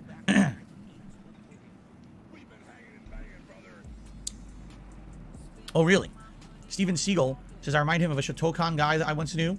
You remind me of a Shoto that I once knew. He used to throw Hadoukens across the screen. Shut up, then he bitch! saw you get me when I jumped. Shut at the him. fuck up! This is why I Shut just don't your jump hole. anymore. Shut the fuck up, you cunt! Oh my god. Money, money, oh, money, money, yeah, money, money. Thank you very much to Crazy Kevin Castro for a super sticker. He sent a little kind of fox thing, laughing, rolling on the floor laughing. So wee fox going crazy, laughing away. Phil calling someone called Steven Seagal. Oh, I assume it's read as Seagal, as if I can mean like the movie actor. But Phil read it as Steven Seagal. Let me scroll up in the fucking chat, Phil's chat, to see if I can find that. Can I find a Steven Seagal person in Phil's chat? I don't think I can. Oh wait, I found him. Yeah, it's spelled Steven Seagal. There's even got a fucking display picture of Steven. I'll fucking show you guys. There it is, right there. This is the fucking message right here. DSP, you remind me of a Shotokan guy. And it's Steven Seagal. And Phil reads it as Seagal. You dumb bastard. Dumb bastard. Oh Christ. But thank you very much, Crazy Kevin Castro, for a super sticker. I like seeing that wee fox. You know, it's a cute wee fox, yeah. It's a nice super sticker. I like that super sticker. But yeah, guys, the bingo's nearly over. We have a free space to use up, but it looks like we're not going to get a full house, sadly, tonight. Keep in mind, we could have ticked meaningful, but it would have been kind of an unearned one, because that's the same name as that person that got a tainted victory yesterday, and the majority of chat did not want that counted. Fortunately, in the end, it doesn't seem like it's going to fucking matter, you know what I mean? Because we've got several fucking squares not ticked off. Good lord. That's an old song, isn't it? Okay. We're back.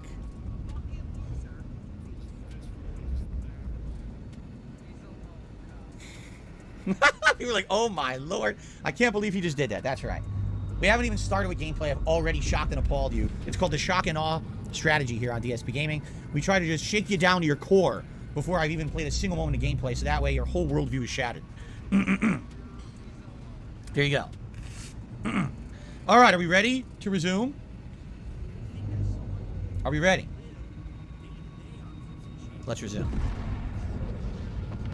Ladies and gentlemen.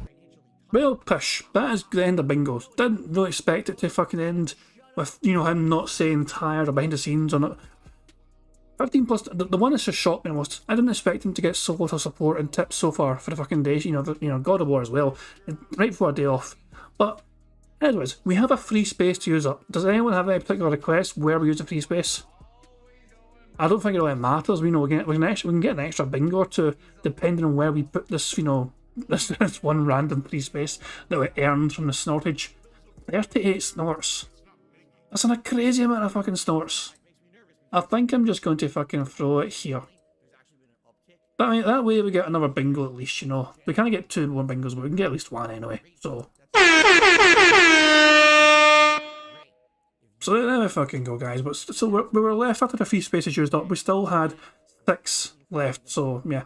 Pitlord is asking, how did I not say bills? I went over to say earlier on. Let me just change this to bills again. Bill has not said bills on a podcast since the 7th of November. Ever since Moist Critical called him out on him begging all the time, he has severely curtailed his fucking, rampant begging, and he particularly fucking makes sure, he still does kind of beg, but he makes sure to avoid talking about bills now. He is actively trying to stop talking about bills. Now, as you can see, as I'm saying, he actually fucking talks. This actual podcast on the 1st of November was actually titled Responding to Moist Critical. And he's also mentioned bills there, but since then he's only mentioned it like once, since the 1st of November. That's over a fortnight of podcasts has happened, and Phil is not. I may have to remove Bill from the card. Phil is off, so Warren, Phil is off tomorrow, which means I'm probably not going to stream tomorrow. I don't know. I don't know what I'm going to be doing tomorrow, but I might just fucking chill and relax and just fucking let other people worry about that kind of stuff, because fuck it. But, main thing is, let's go live. Let's go to live DSP and see how he's doing before we fuck off. Why can't we fucking see what live DSP's up to? Maybe they have something to do with they dash at you, and all you gotta do is grab them. All of a fucking sudden, Phil got $25 in tips because Burnt Zapato came out of nowhere with a $20 tip. That's a bastard. Why can't I fucking done that during the fucking show, during the podcast? But, let me fucking go. So Phil's got 25 buckaroos so far, thanks to Burnt Zapato coming out of nowhere with a nice hefty $20 for him. But, okay, I'm going to end things there, guys. That's the end of the bingo. Thank you very much for joining me, as usual. Thank you very much for your super chats and your help with my chat as well. Help with the bingo. Making sure I don't miss things, because I'm a dumb bastard. Sometimes I do miss things sometimes. And, yeah, guys, I hope you enjoy the rest of your Tuesday. I hope you enjoy Phil's day off tomorrow. I don't think I'm going to bother more streaming. I'll probably just take it easy and maybe catch. I think, that being said, we're doing a show tomorrow at some point, because I've been doing a lot of Wednesdays lately, so keep an eye out for other detractor stuff, and obviously support your other detractors if you can. Because we'll try and do a good, good work to try and entertain, obviously, all one another as well. So there we go. But I'm going to end things how I always end things, guys. I hope you all enjoyed yourselves. We didn't get a full house, sadly, but it is what it is. We can always try again. If at first we don't succeed, then blame profits. But yeah, I'm going to end things there, guys. Hope you all enjoyed, and I'm as usual going to end by playing Notorious PIG contributions made by the brilliantly talented Pixar Animations. So until then, I'll probably see you all on Thursday for some more DSP Bingo if you wish to join me. And until then, hope you have a good one and catch you all later. Peace out. On September 14th, a pre-authorized payment of $16.51 from PayPal.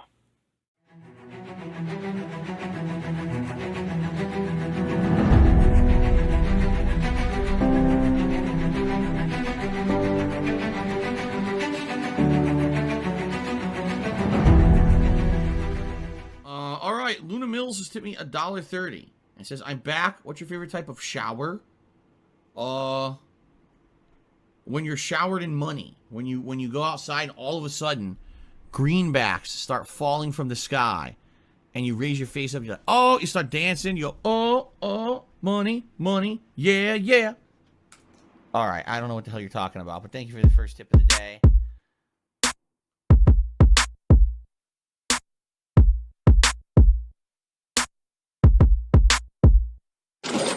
Money, yeah.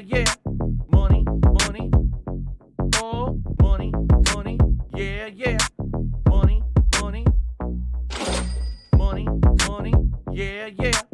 Money, oh, money, yeah. These contributions are mandatory. Money, yeah. Money,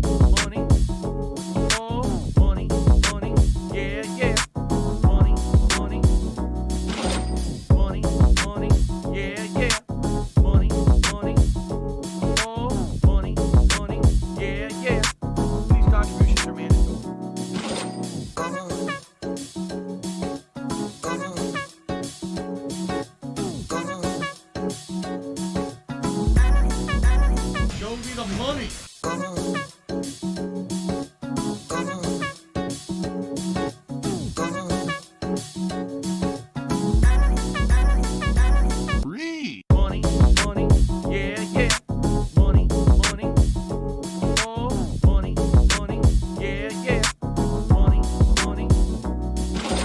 Money, money, yeah, yeah. Money, money. Oh, money, money, yeah, yeah. These contributions are mandatory. And it's gone. Just gone like that. In an instant. Fucking gone.